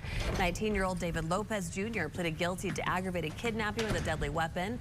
Lopez was sentenced to 7 years in prison. According to court documents, a man says he was kidnapped by Lopez and Brett Comiskey. The victim says he was taken to a house and then assaulted by Lopez, Comiskey, and 5 others. After that assault, Lopez and Comiskey put the victim in the truck and then dropped him off at a Lubbock park. July 2024 witnessed serious violent crime when members of the Ghetto Boys gang were implicated in a kidnapping incident in Lubbock. The case demonstrated the severe criminal activity some gang members commit, escalating from street violence to serious felonies like abduction and imprisonment. Law enforcement investigation and prosecution of this kidnapping sent critical messages that such extreme violence would be aggressively pursued regardless of gang involvement. The incident underscored growing concern about the escalating severity of gang crimes in Lubbock and the range of serious felonies perpetrated by organized criminal groups. Tonight, Lubbock police are looking for 23-year-old Kendrick Taylor, also known as Skrilla. It's been nearly a week that the Metro Special Crimes Unit has been working to name a suspect involved in the 18-year-old Lawrence Brantley. Now they say they've got a warrant for naming Taylor as the person responsible. That shooting happened around 4 o'clock last Monday morning near 41st and Avenue S. An officer in the area heard the shots and found the scene of that shooting where Brantley was suffering a gunshot wound. He died at the scene. Investigators believe he got into a fight at a house in the area and it escalated into the shooting. Brantley's family told us last week he was soon to turn 19 and leaves behind a daughter. The U.S. Marshals and Tulsa County deputies report a tip led them to find Kendrick Taylor, or Skrilla, at a motel. The Violent Crimes Task Force reports Taylor tried to run, but they were able to catch him and booked him on the warrant out of Lubbock. In August 2025, Lubbock police launched a public search for Kendrick Skrilla Taylor, a suspected gang-affiliated individual wanted in connection with ongoing criminal investigations in the city. Authorities released Taylor's name and image to the public through local media outlets, including KCBD News Channel 11, asking residents to provide tips regarding his whereabouts. Investigators described Taylor as someone believed to have connections to street gang activity. though officials did not immediately release full details regarding the underlying charges at the time of the public alert. The case generated attention across the Lubbock community as police emphasized the importance of public cooperation in locating potentially dangerous suspects tied to gang-related investigations. The manhunt also reflected the growing use of media outreach and community tip lines by law enforcement agencies attempting to track wanted gang suspects and reduce violent crime in West Texas. 27-year-old Joe Daniel Herrero and 30-year-old Mark Escobedo are both charged with aggravated assault with a deadly weapon. On Tuesday, DPS conducted a search warrant at 2 Lubbock homes. Troopers found a stolen gun, drugs, and gang-related evidence during that search. It is believed the suspects are possibly part of a motorcycle gang. May 2023 brought to light a serious case involving a Bandidos member arrested in connection with a shooting and found in possession of both a stolen firearm and illegal drugs. The convergence of weapons violations, drug trafficking, and shooting incidents illustrated the interconnected nature of motorcycle gang criminal operations. Everything Lubbock's coverage documented the arrest and seizure of illegal weapons and narcotics, generating community interest in the case. The incident exemplified how gang members typically engage in multiple overlapping criminal activities simultaneously: weapons trafficking, drug distribution, and violence, compounding the danger they pose to community safety. 2 people are facing murder charges tonight after what was believed to be a gang-related shooting in West Lubbock early last month. Police served 23-year-old Brian Garcia and 21-year-old Xavier Garcia with first-degree warrants today. They are both accused of shooting and 25-year-old Devontae Edwards around 11 o'clock on the night of December 12th. The shots were fired near 26th Street and Iola Avenue. The Texas Anti-Gang Unit reports Edwards was shot multiple times. He died at the scene. January 2025 brought charges against 2 individuals in connection with the shooting of Devontae Edwards in a gang-related incident in Lubbock. KCBD News coverage of the incident and subsequent arrests generated community engagement as residents tracked the case. The shooting exemplified the ongoing street violence plaguing certain Lubbock neighborhoods, with gang affiliation suspected as the underlying motive. Law enforcement's rapid identification and apprehension of the 2 suspects demonstrated responsive investigation of violent gang crimes and the commitment to holding perpetrators accountable in the judicial system. Andrew Moore was first arrested by the Lamesa SWAT team in February. Authorities then searched his home and discovered multiple weapons and Bandidos Motorcycle Gang memorabilia. Moore was then charged with possession or promotion of child with the intent to distribute. Authorities then told us today that Moore boarded a flight to Bogota, Colombia. U.S. Marshals and the Lubbock, Texas Anti-Gang Unit were able to secure another warrant for his arrest, and he was taken into custody when he landed. In an unusual case highlighting the lengths some gang members will go to evade justice, a Bandidos member connected to Lubbock gang operations fled the country in an apparent attempt to escape federal prosecution. His return to the United States in June 2025 led to immediate apprehension and renewed federal charges. The case demonstrated that international flight, while temporarily delaying accountability, ultimately proves unsuccessful as law enforcement pursues suspects across borders. The incident also showed federal law enforcement's determination to bring gang members to justice regardless of geographic barriers or international complications involved in prosecution. 10 officers with the Texas Anti-Gang Center arrest 3 of Lubbock's top 10 most wanted gang members. They are 43-year-old Michael De La Rosa Jr., 41-year-old Matthew Volanos, and 26-year-old Romeo Thomas, all 3 charged with drug-related offenses. In June 2024, the task force against gangs achieved a significant victory when officers arrested 3 individuals appearing on Lubbock's top 10 most wanted list. The coordinated multi-agency operation demonstrated TAG's effectiveness at identifying and capturing the city's most dangerous gang members. Everything Lubbock's coverage of the arrest showed community satisfaction with law enforcement's commitment to removing high-priority gang threats from the streets. The success underscored the effectiveness of focused gang task force operations in targeting the most violent and active gang members and their removal from the community. The focus was on two central Lubbock motels. One is on 38th Street off Avenue Q. The other is on the Clovis Highway near North Indiana. According to the Texas Anti-Gang Center, it used search warrants to seize guns, stolen IDs, and drugs like marijuana, meth, cocaine, and what they believe to be fentanyl. Among the 12 people arrested, the center says, were gang members from three groups. Those include the West Texas Tango Blast, Texas Syndicate, and Bloods. February 2025 marked one of the largest gang enforcement operations in recent Lubbock history, when authorities arrested 12 gang members in a coordinated multi-location sweep. Law enforcement officers executed simultaneous operations targeting gang members gathered at various motels and residential locations throughout the city, demonstrating the scale of coordinated gang suppression efforts. Everything Lubbock's coverage highlighted the scope of the operation and the high number of dangerous gang members removed from Lubbock streets in a single enforcement action. The massive arrest sent a powerful message about law enforcement's resolve to disrupt gang operations and their commitment to making Lubbock neighborhoods safer. The Texas Anti-Gang Center arresting 33 people and identifying 20 gang members. This all happening during a two-day operation last week. October 2022 saw law enforcement execute one of the most extensive anti-gang operations in Lubbock's recent history, resulting in 33 felony arrests across the city.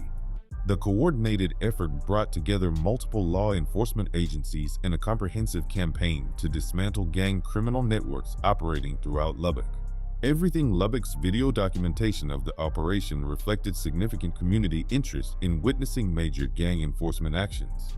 The sweeping arrests represented months of investigation and surveillance, demonstrating the sustained commitment required to identify and apprehend gang members engaged in various criminal enterprises throughout the city. August 2022 marked the federal prosecution of 4 Lubbock gang members on money laundering conspiracy charges. The case revealed how local gang operations extend beyond visible street violence into sophisticated financial crimes designed to conceal proceeds from drug trafficking and weapons sales. Federal law enforcement involvement underscored the seriousness of the criminal enterprise these individuals operated, and the multi-agency approach required to dismantle organized gang financial infrastructure. The prosecution demonstrated that comprehensive gang prosecution requires targeting not just visible street violence, but also the complex financial schemes gang members use to legitimize illegal gains. The case of Collie Willard III brought significant drug trafficking charges when law enforcement seized 16 pounds of Mary from his possession, indicating trafficking operations rather than personal use. The substantial quantity connected Willard to organized drug distribution networks likely affiliated with local gang operations. The seizure removed a significant amount of narcotics from Lubbock streets and disrupted at least one distribution node in gang-controlled drug trafficking chains. Such drug enforcement actions remain critical components of comprehensive gang violence reduction strategies, addressing both the drug trafficking that funds gang operations and the substance abuse that fuels community instability. A gang-related shooting at the South Plains Mall in February brought charges against 18-year-old Latravian Brantley in connection with the violent incident at one of Lubbock's primary shopping destinations. The occurrence of gang violence in a major retail hub heightened public concern about personal safety in public spaces and demonstrated the reach of gang activity into everyday community venues. The incident and subsequent prosecution demonstrated law enforcement's commitment to pursuing gang members responsible for shootings regardless of location. The case reinforced the sobering reality that gang violence in Lubbock extends beyond isolated neighborhoods into high-traffic public locations where innocent bystanders face genuine risk of becoming victims. December 2016 saw federal law enforcement prosecute 4 members of the Crips gang for their involvement in large-scale Coca-Cola distribution operations in Lubbock. The multi-defendant case illustrated the organized nature of Crips drug trafficking in the city and the gang's commitment to high-profit narcotics distribution. The inclusion of female members demonstrated that Crips gang involvement extended across gender lines. The seizure of over 2 kilograms of Coca-Cola and $32,000 in cash revealed the substantial proceeds gang members generate from drug trafficking. The federal prosecution and severe sentencing guidelines represented sustained law enforcement commitment against gang drug operations that had generated violence and addiction in Lubbock communities for years. May 2014 marked one of the most serious allegations against a Lubbock gang member when Cody Ray Garcia faced charges for an alleged attempted hit on a Lubbock County Sheriff's deputy. The charge of attempted deletion of a peace officer elevated the case to the highest severity levels and demonstrated the willingness of some gang members to directly target law enforcement personnel. Gang members targeting officers represent the most serious level of criminal escalation and direct challenges to law enforcement authority and public safety. Garcia's prosecution sent critical messages about law enforcement's response to threats against officers and served as a reminder of the extraordinary dangers posed by gang violence to the dedicated law enforcement personnel tasked with protecting Lubbock communities.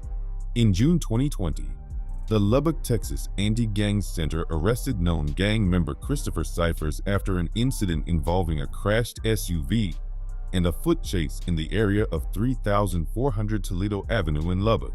Investigators with TAG were conducting an active gang investigation when they spotted Cyphers, who authorities said had outstanding felony warrants for robbery and felon in possession of a firearm. According to law enforcement, Cyphers fled in a white SUV after noticing investigators, eventually wrecking the vehicle before attempting to escape on foot. Officers later captured and arrested him without further incident. The operation highlighted the ongoing efforts of the Texas Anti-Gang Center, the Lubbock Sheriff's Office, and local law enforcement agencies to track and apprehend wanted gang members considered dangerous to the community. The case also demonstrated how gang investigations often involve coordinated surveillance operations targeting repeat violent offenders with active felony warrants. This is a copy of the Texas Mexican Mafia's Constitution. It lays out the hierarchy of the gang from the president all the way down to associates. It lays out the rules and responsibilities that members are expected to follow, and it defines everything the gang is all about. Gabe Morales is an expert on prison gangs, including the Texas Mexican Mafia, also known as Mexican MA or La MA. San Antonio native Herb Huerta started the gang in the Texas prison system in the 1980s as a way to protect Mexican and Hispanic inmates. Doing a life sentence in a federal prison, Huerta still holds the title of president for life. He's basically locked down 23 hours a day, virtually away from any other human being, but he still is able to control the organization. Huerta created a belief system for the gang deeply rooted in Aztec culture, often reflected in the tattoos members proudly wear. The original estampa, symbol of the Texas Mexican Mafia, was the eagle and serpent on a cactus, which is the symbol that you see on the Mexican flag. You see variations of members with some with more tattoos than others. As members were released from prison, MA spread to the streets, earning money by charging a 10% tax on drug dealers, pimps, and any other profits from crime.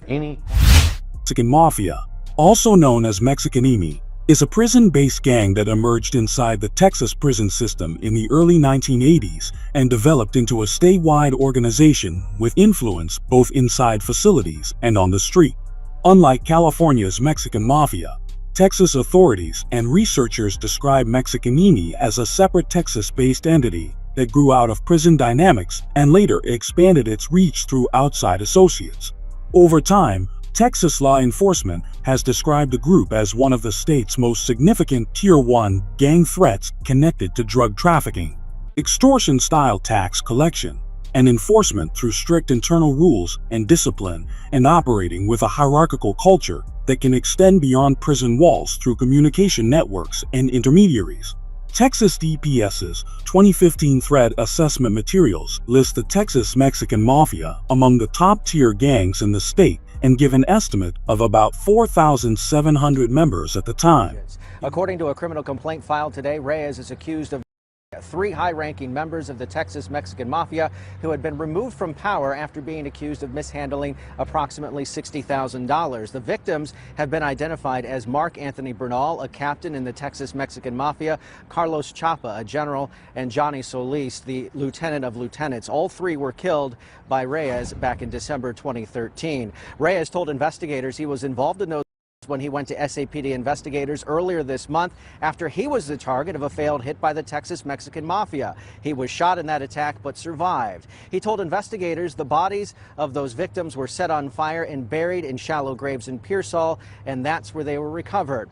While there is nothing in the criminal complaint today, sources tell us Reyes also ordered the hit on Balcones Heights police officer Julian Pesina this past May.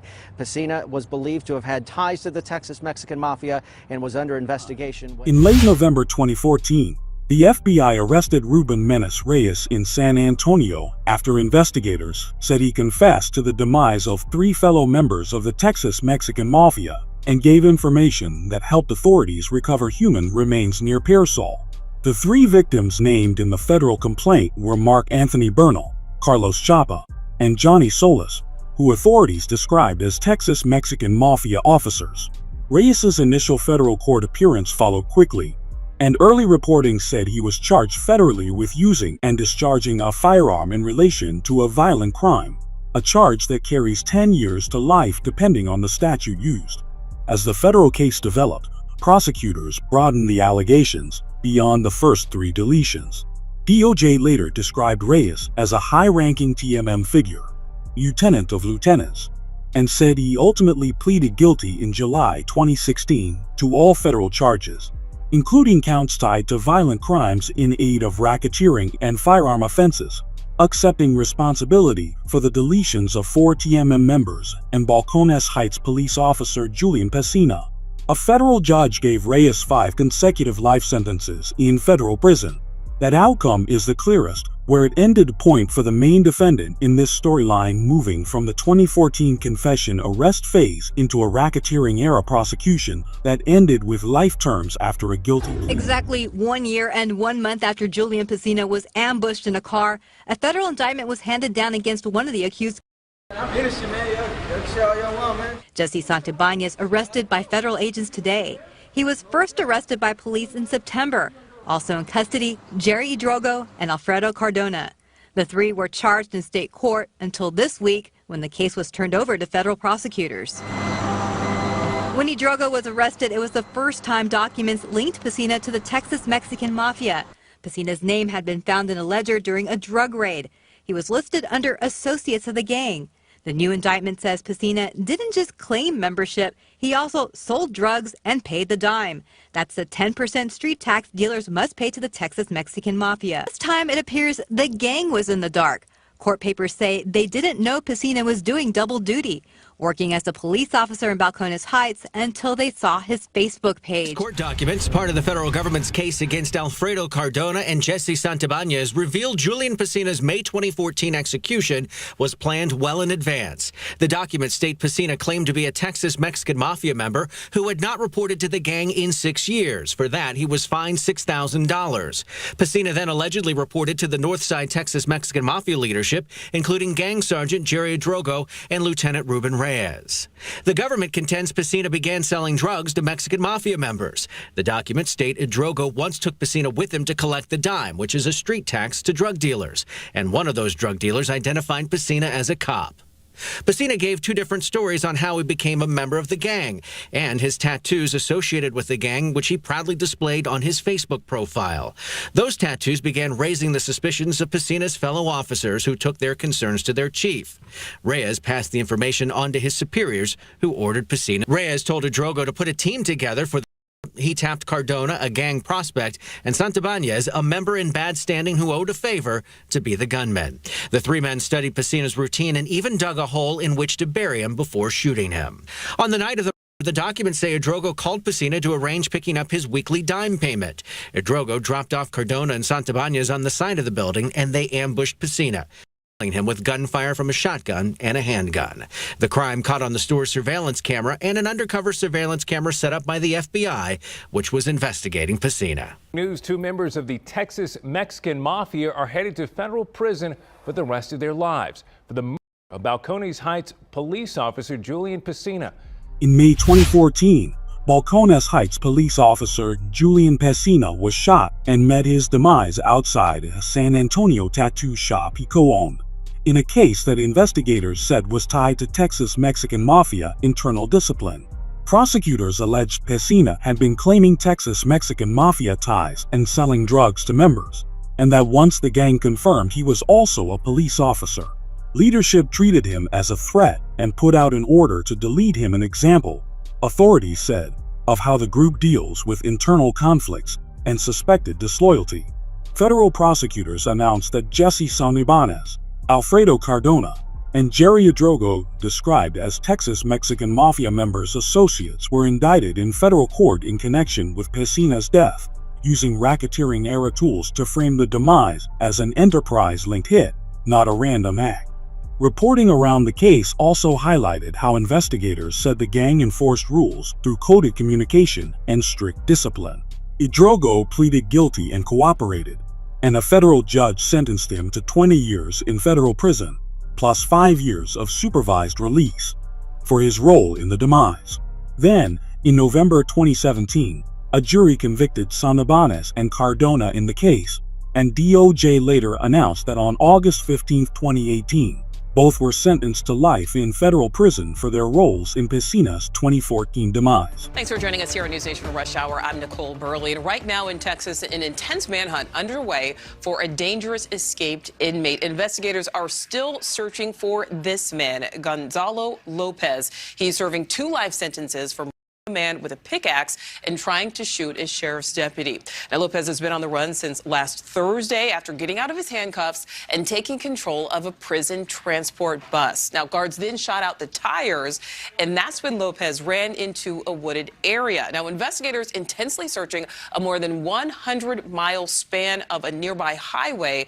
And over the weekend, News Nation learned Lopez does have ties to the Mexican Mafia as well as gangs here in the U.S. Officials telling our Brian Enton that this escape was planned, and it is possible. With Lopez's gang affiliations, there was a car following that prison transport bus, which then picked him up. But investigators say it's far more likely he's actually still hiding in this area. Murder.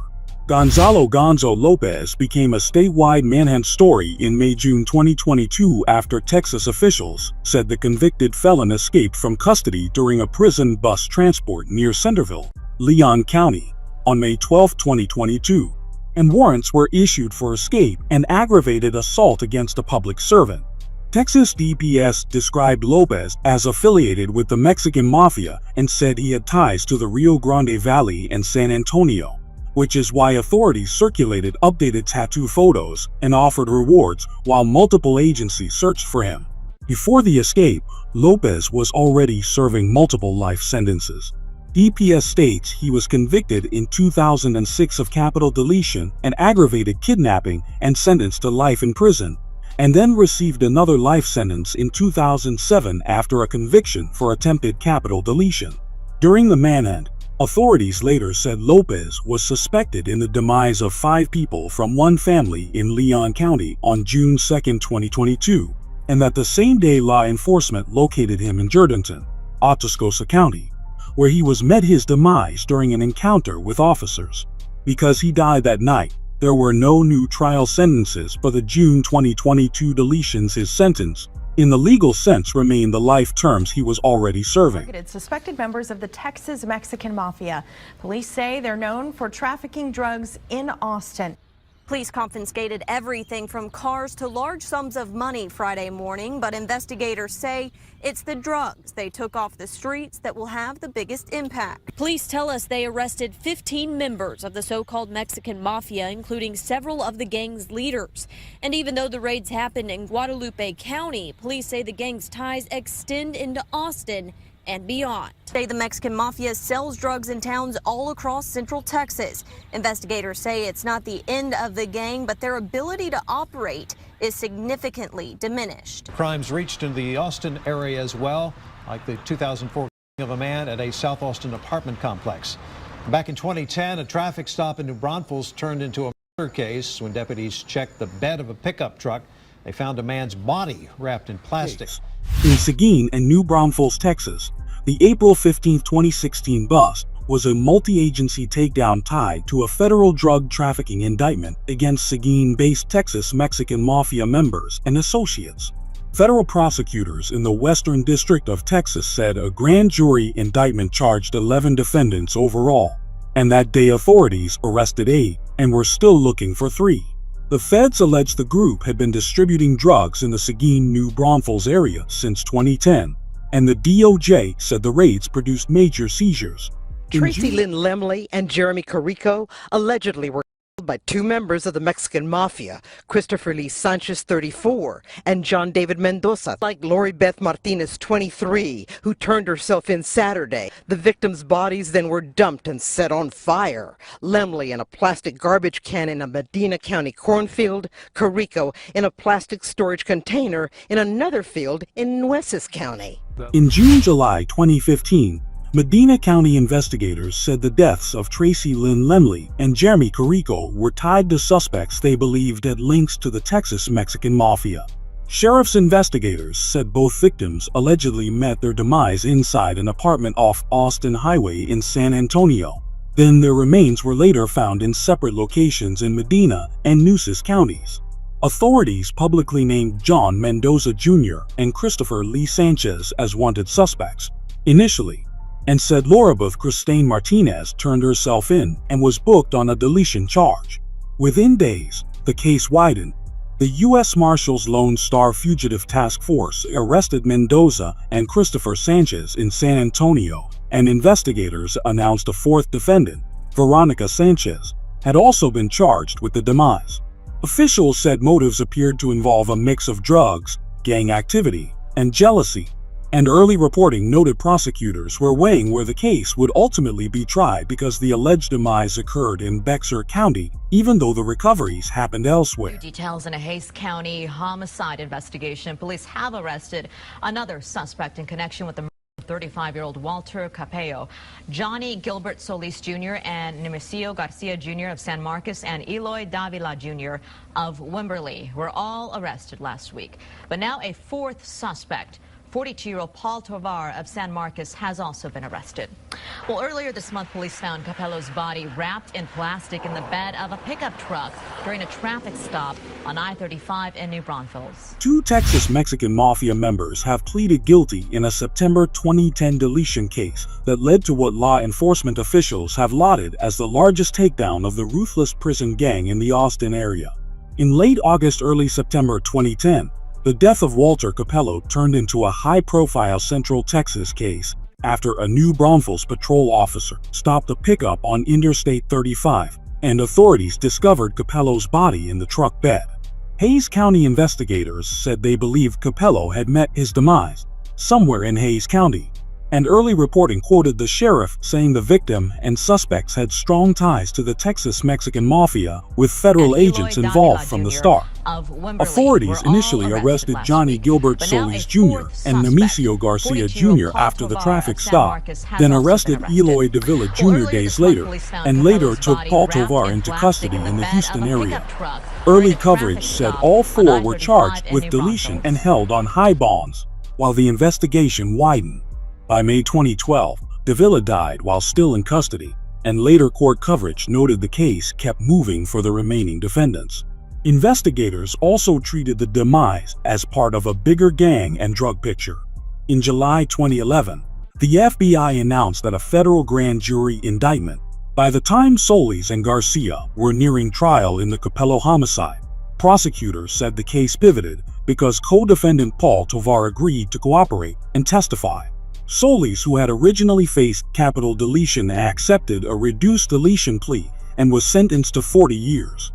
Garcia had a deletion charge dismissed and received 10 years for tampering with physical evidence with intent to impair a human corpse.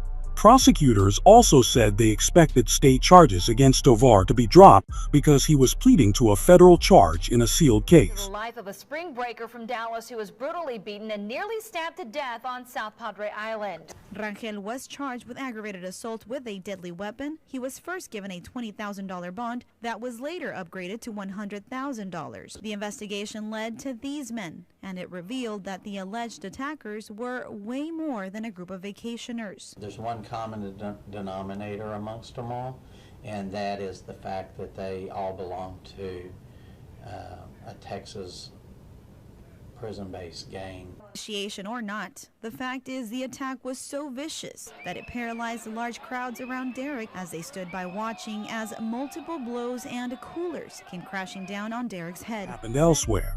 On March 17, 2012, Dallas student Derek Madrigal was attacked on the beach in South Padre Island. Investigators said the incident started as a confrontation involving a group of men harassing a woman, and that cell phone video helped police identify suspects.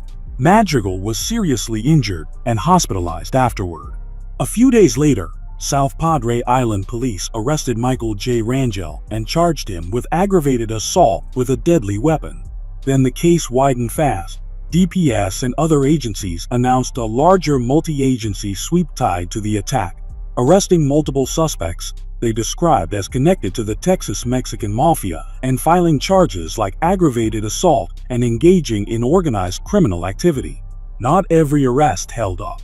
Charges were dropped against Michael Villarreal after evidence surfaced supporting an alibi, and he was released from the case.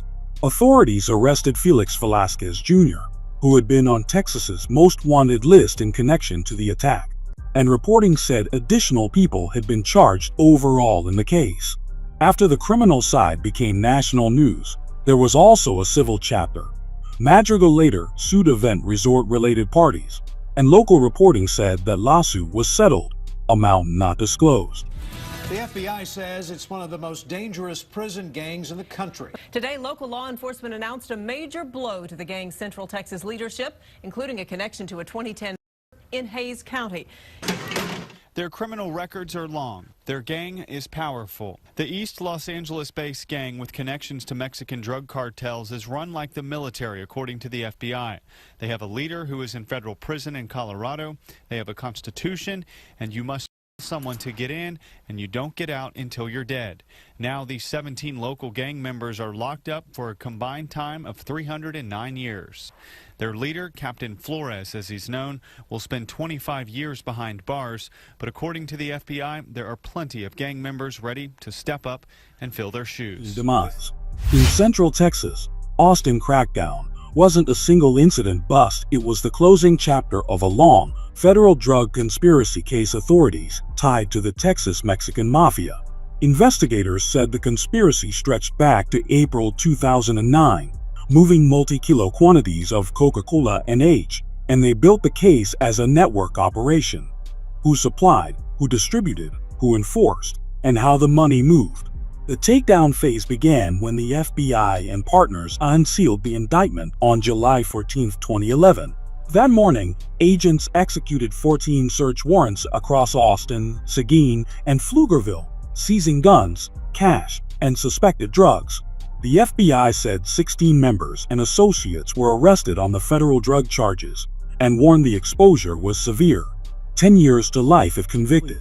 On Saturday, November 18, 2017, agents assigned to the Weslaco Border Patrol Station arrested a Salvadoran national as he attempted to illegally enter the United States near Pharr, Texas. While being interviewed, the man admitted to being a member of the Mara Salvatrucha gang, also known as MS-13. The following day, Kingsville agents interdicted his smuggling attempt at the Sarita checkpoint.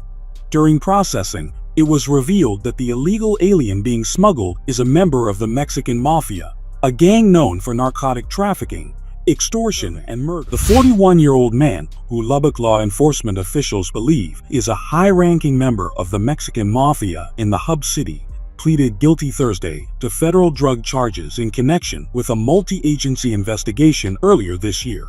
In Lubbock, a multi-agency investigation led to federal drug conspiracy charges against Thomas Vasquez Jr., described by local law enforcement as a high-ranking Texas Mexican Mafia figure in the city, and Stephen George Montes.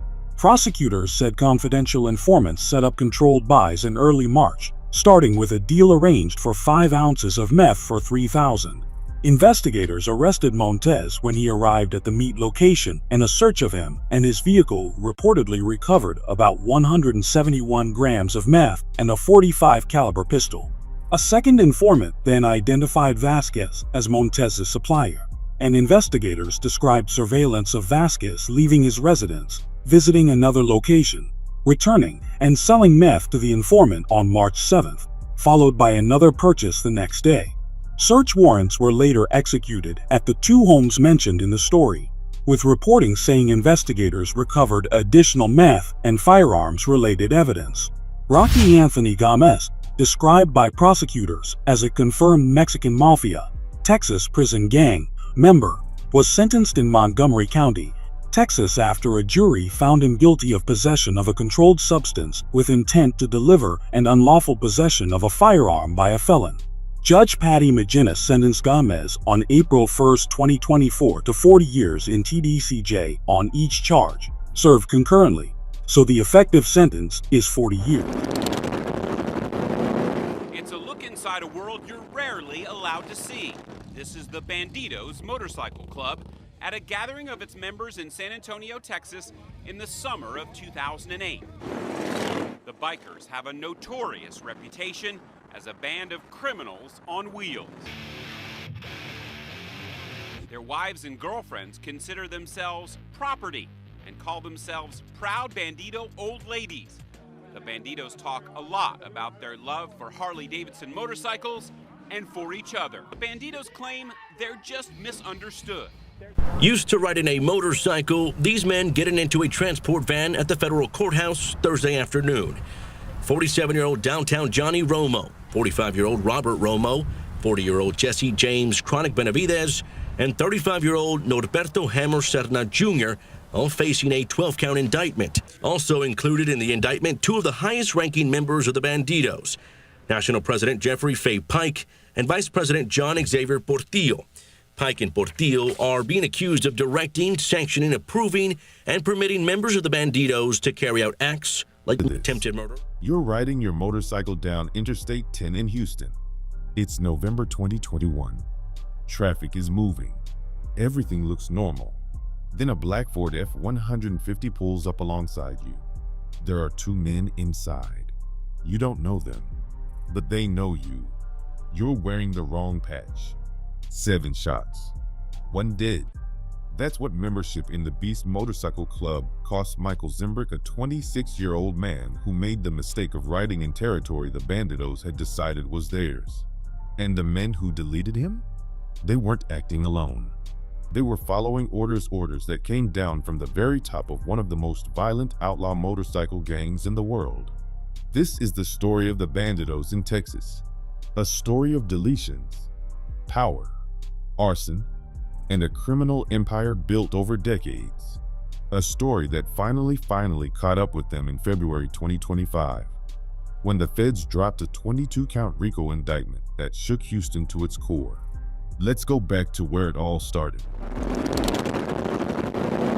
It's a look inside a world you're rarely allowed to see. This is the Bandidos Motorcycle Club at a gathering of its members in San Antonio, Texas in the summer of 2008.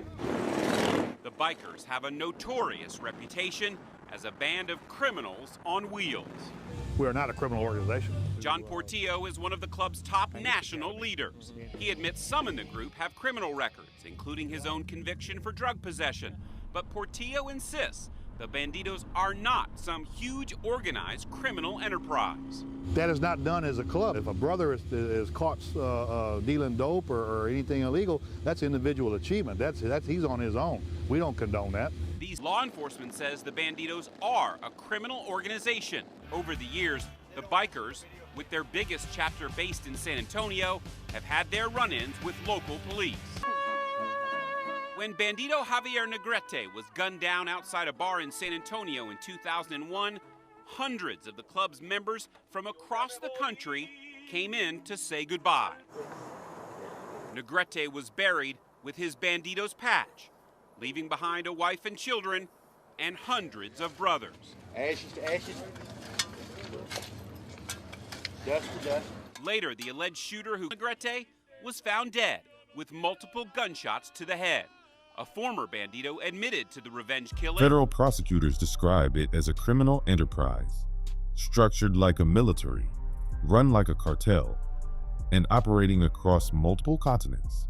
At their peak, the Bandidos had between 1,500 and 2,000 members in the United States alone. with another 1,000 to 1,500 international members spread across Europe, Australia, and beyond. They are ranked among the big four outlaw motorcycle gangs in America, alongside the Hells Angels, the Outlaws, and the Pagans. But in Texas, Texas is Bandidos country, has been for decades. The organization runs on a strict hierarchy.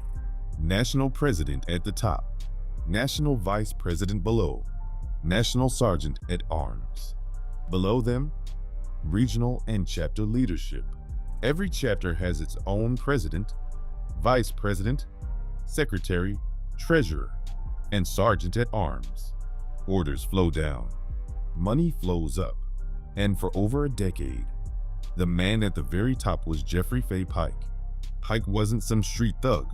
He was the national president, the chairman of the board of a violent criminal empire. He controlled chapter activities, approved deletions, directed drug trafficking, and managed the gang's relationships with other criminal organizations. Under his leadership, the Bandidos struck a deal with the Texas Mexican Mafia, one of the most powerful prison gangs in the state. The terms of that deal? Simple. Bandidos members were exempt from paying the traditional 10% dime, the street tax that the Mexican Mafia extracted from every criminal organization operating in Texas. In exchange, the Bandidos got permission to traffic meth and Coca-Cola freely throughout the state. Think about what that means. The Bandidos were so powerful that the Mexican Mafia gave them a pass. Right beside Pike was his national vice president, John Xavier Portillo. Where Pike gave orders, Portillo carried them out. Together, they ran a drug trafficking operation stretching across Texas meth and Coca-Cola, distributed through the chapter network, generating millions in criminal revenue. But the Bandidos weren't just drug dealers in leather vests. They were savages. And to understand the full scope of what they built and how it collapsed, you have to start with the demise in Austin in 2006. Used to riding a motorcycle, these men getting into a transport van at the federal courthouse Thursday afternoon.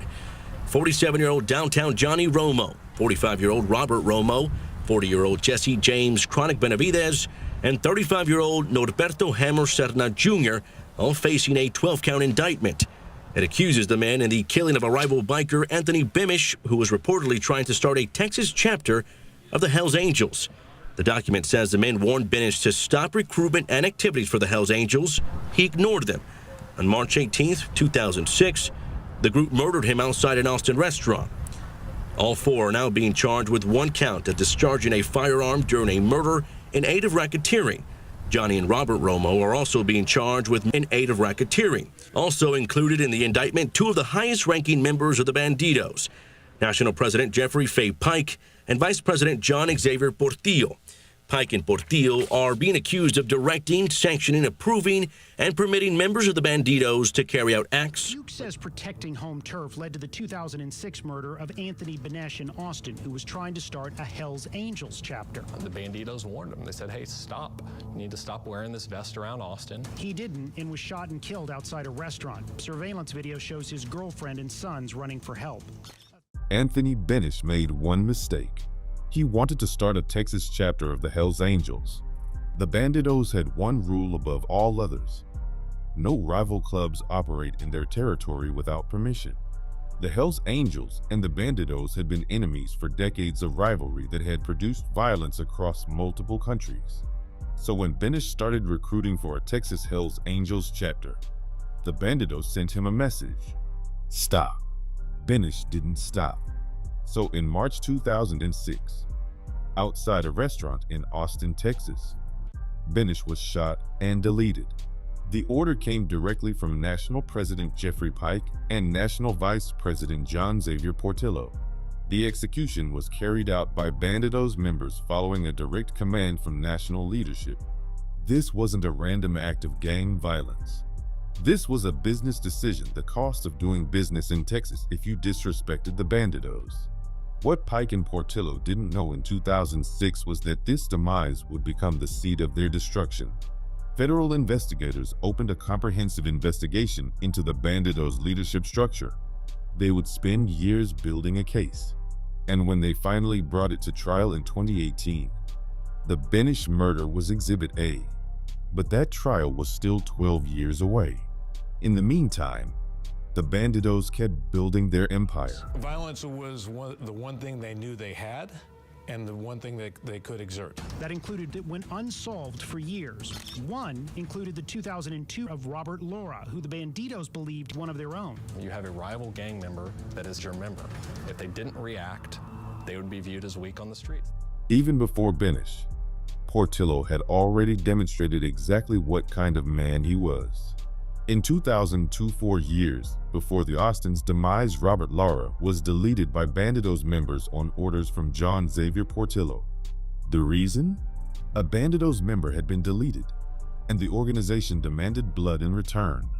Portillo authorized the revenge deletion. Lara died. This was the code of the Bandidos. Loyalty enforced with violence. Disrespect answered with death. Trial testimony in 2018 revealed Portillo's involvement in both the 2002 Lara demise and the 2006 Benish execution, a 16-year pattern of deletion that ultimately cost him 2 consecutive life sentences plus 20 years in federal prison. 2 people dead, 2 life sentences. The math was catching up. More than 100 people are being indicted 6 months after a massive shootout at a biker gathering in Texas. Are dead and 18 more were wounded. Dozens more indictments are expected, citing organized crime activity, aggravated assault, and murder. CNN's Ed Lavandera has more from... Police arrested 170 motorcycle gang members after a shootout left 9 dead and 18 injured at a restaurant in Waco, Texas. A fight between rival biker gangs broke out Sunday afternoon at the Twin Peaks, a sports bar franchise known for waitresses wearing skimpy clothes. The gun battle left the parking lot loitered with shell casings and spattered with blood. Local magistrates set bonds at $1 million each because the crimes were so serious. Those individuals are being charged with engaging in organized crime in reference to the shooting at Twin Peaks. Twin Peaks restaurants, firearms. The parking lot of a suburban Texas restaurant turned into a battlefield. When the smoke cleared, 9 people were dead. 18 to 20 others had serious injuries. Law enforcement arrested 177 people that day, the largest single incident gang arrest in American history. 200 bikers, 9 bodies. One afternoon, the images went national. International, a mass shootout in broad daylight at a family restaurant in the Texas suburbs. It wasn't supposed to happen like this. But here's where the story gets complicated. Despite 177 arrests, the McLennan County District Attorney's Office failed to successfully prosecute the cases. By April 2019, charges had been dropped against dozens of defendants. The DA couldn't prove who fired the fatal shots in the chaos. The Bandidos walked, but the FBI had been watching, and what they saw at Waco confirmed everything they already suspected about how the Bandidos operated with a strategic, leadership-directed campaign of violence against rivals. That evidence went into the federal case being built against Pike and Portillo. The clock was ticking. 2 of the highest-ranking Bandidos leaders nabbed here in San Antonio.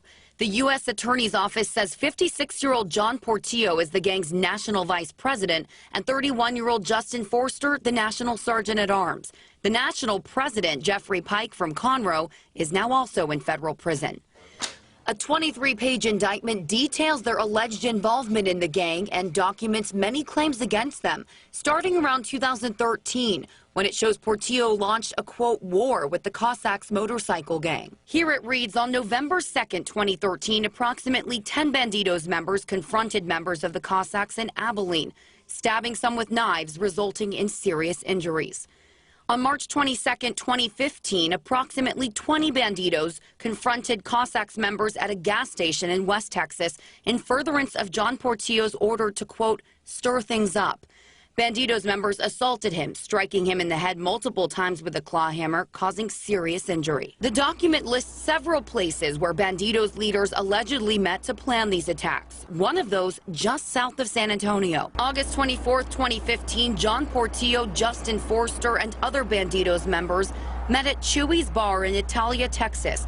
a bar owned by the Bandidos Hill County chapter president, to discuss the presence of Cossacks members in Carrizo Springs and Crystal City and how to respond.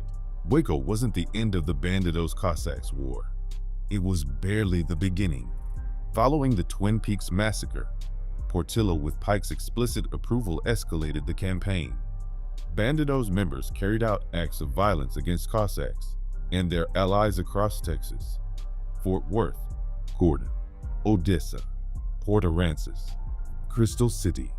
Deletions, shootings, assaults, an organized, systematic campaign of terror against a rival organization. This wasn't spontaneous gang conflict. This was directed violence, ordered from the top. National leadership calling plays, chapters executing them. Federal prosecutors laid it all out at trial.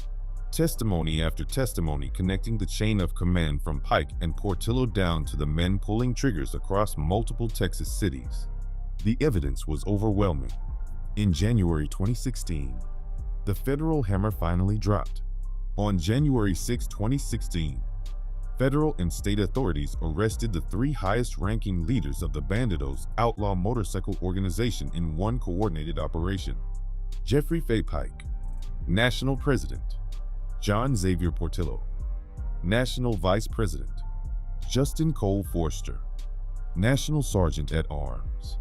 Three men who had run a violent criminal empire for over a decade, taken off the street in a single day. Also breaking right now, leaders of a well-known motorcycle gang arrested on major federal charges, one right here in the Houston area. Channel 2 investigator Joel Eisenbaum has been looking at this new information. He joins us live in the newsroom with the latest. Joel, what have you found? Well, guys, whether you think of them as a motorcycle club or an organized crime syndicate, this is a heavy blow for the Bandidos, a worldwide group founded right here in Texas. The Bandidos president lives in Conroe, and this morning, the DEA, FBI, and a bunch of other federal and state agents arrested three of the Bandidos' highest-ranking leaders, including that president, vice president, and sergeant at arms. The numerous federal charges include racketeering, extortion, and meth distribution. The FBI says Bandidos' leaders organized and orders too.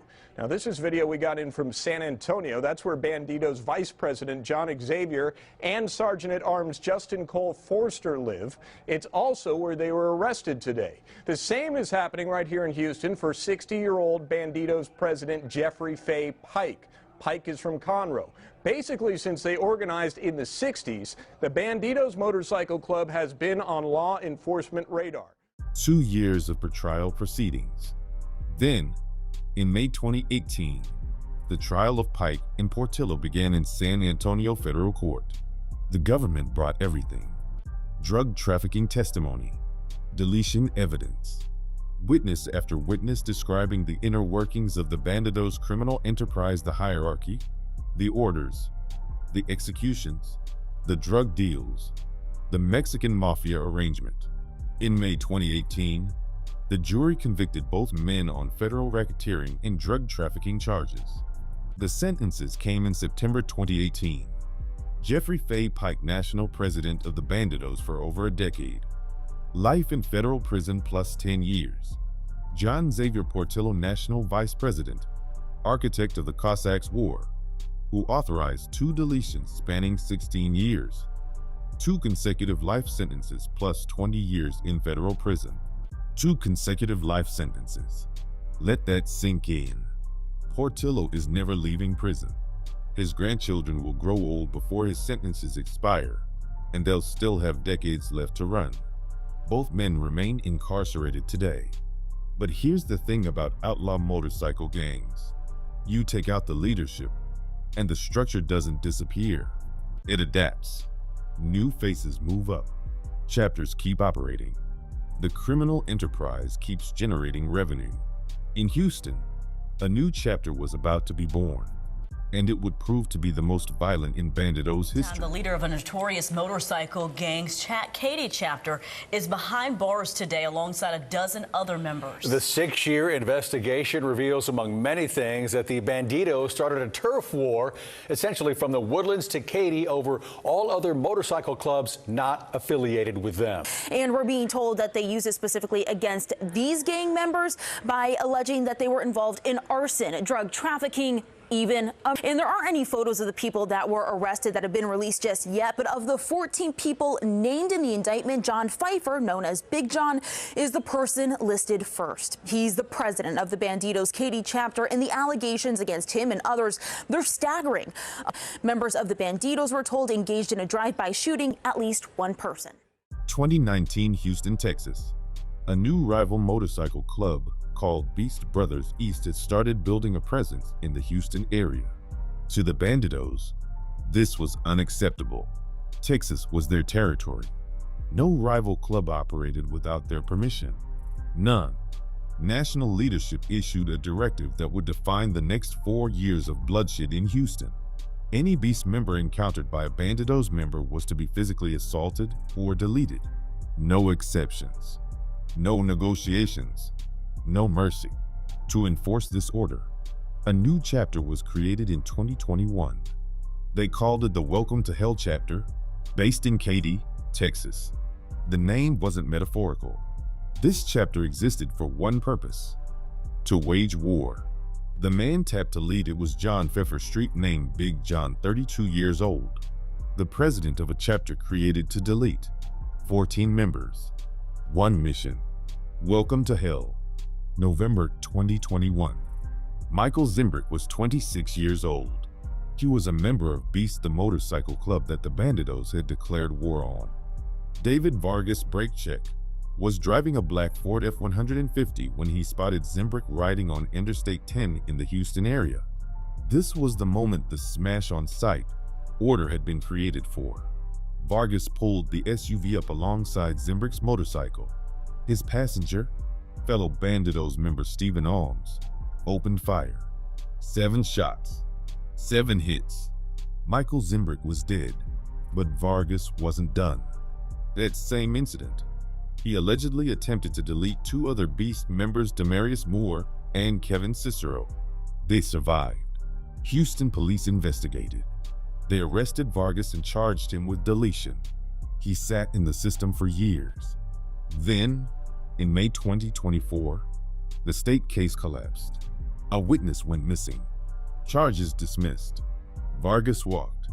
For 9 months, he was a free man. Then in February 2025, the federal government came back with something the missing witness couldn't stop: a RICO indictment.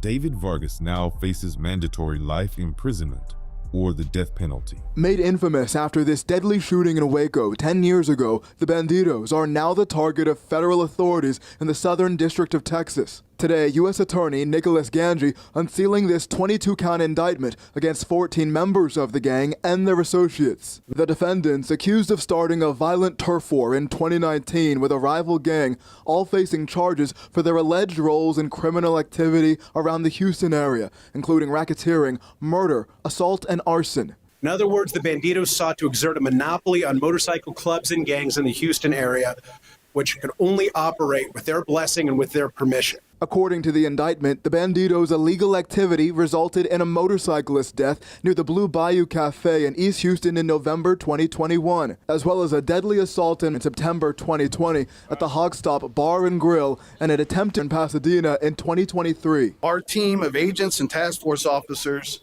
has responded to highway shootouts that endangered innocent drivers, aggravated assaults in family restaurants that terrified patrons. Today, at least 10 of the men indicted were arrested in an early morning law enforcement operation, including John Pfeiffer, the alleged leader of the Bandidos Katy. The demise on Interstate 10 was not an isolated incident.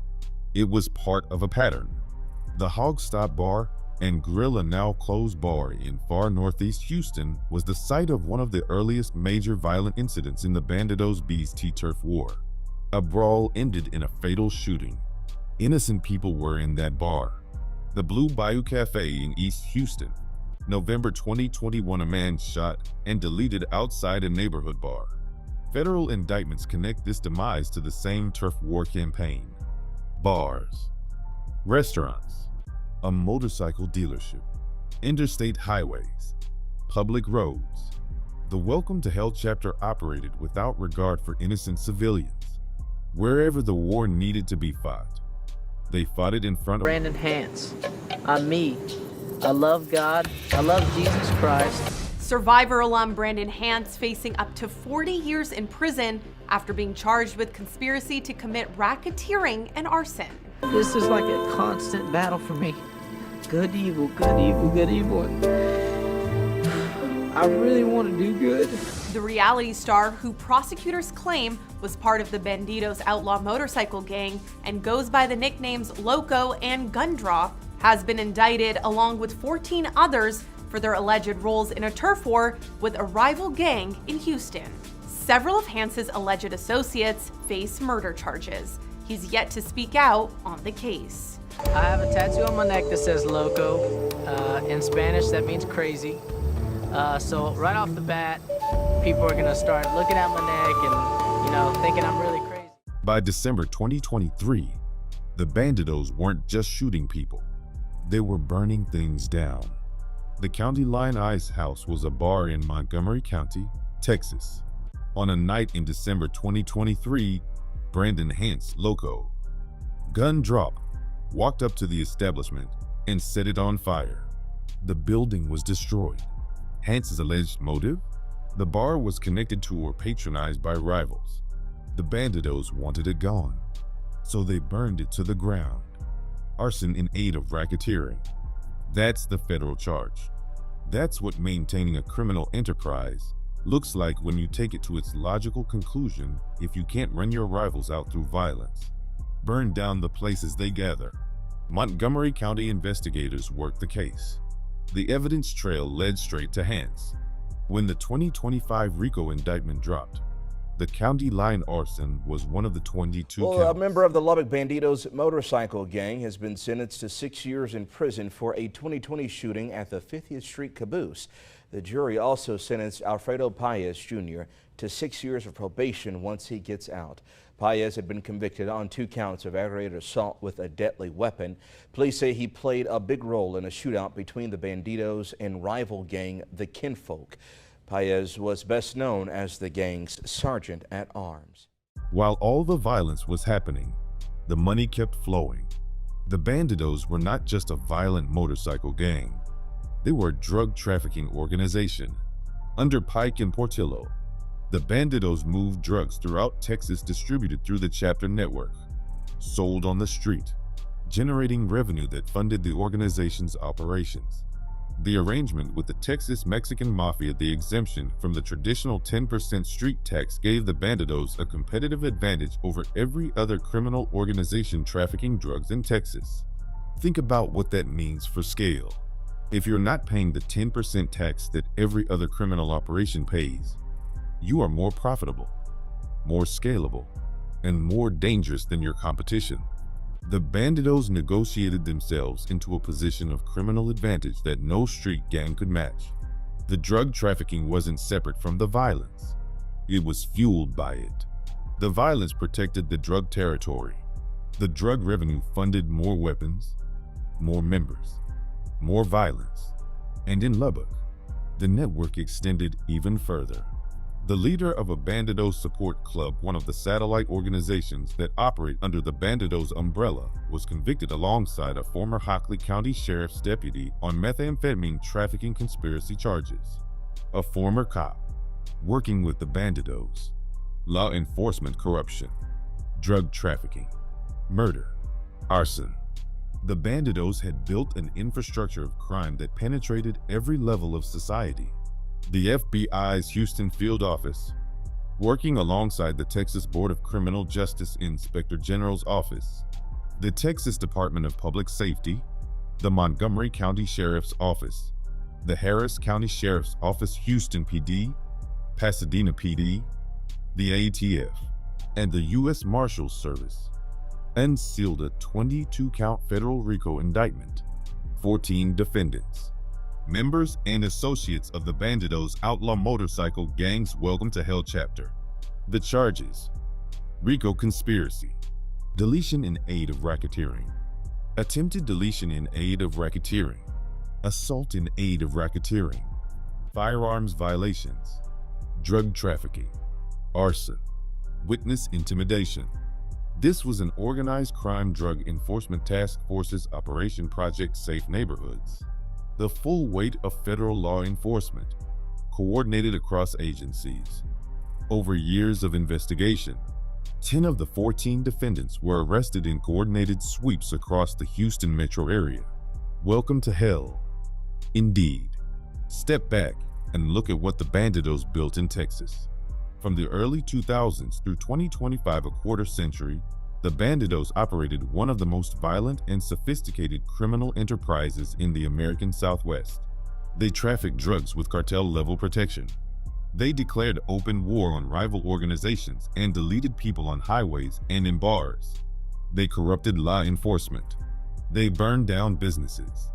They created an entire chapter whose sole purpose was to delete.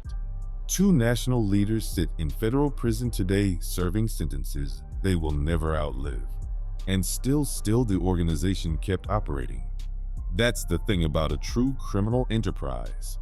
You don't build it around one man. You build it into the culture, the structure, the patches, the hierarchy. Take out the president and the VP, and new leaders emerge. The enterprise adapts. The 2025 Houston RICO indictment represents the largest recent federal prosecution of the Bandidos in Texas. But with 4 defendants still fugitive and a trial yet to come, the story isn't over. What happens next in the Houston courtrooms will determine whether the Welcome to Hell chapter and what remains of the Bandidos Texas operation finally faces the full reckoning it's had coming for decades. If you want to see how the next chapter of this story plays out, the trial, the verdicts, the sentences, hit subscribe and turn on notifications. The cases you've seen today show that gang activity in Texas is not confined to one city, one neighborhood, or one organization. From cartel-linked prison gangs on the border to street crews in Houston, outlaw motorcycle gangs in West Texas, and racketeering conspiracies stretching across multiple counties. These investigations reveal the complexity of organized crime throughout the state. While law enforcement agencies continue to score major victories through arrests, indictments, and long prison sentences, authorities warn that gangs are constantly adapting, recruiting new members, and finding new ways to operate. The battle against organized crime in Texas is far from over. As long as these organizations continue to pursue money, power, and influence through violence and intimidation, federal, state, and local authorities will remain locked in an ongoing fight to keep Texas communities safe. If you enjoyed this documentary, don't forget to like, subscribe, and turn on notifications for more gang investigations, cartel stories, and true crime documentaries from AllScoopsMedia.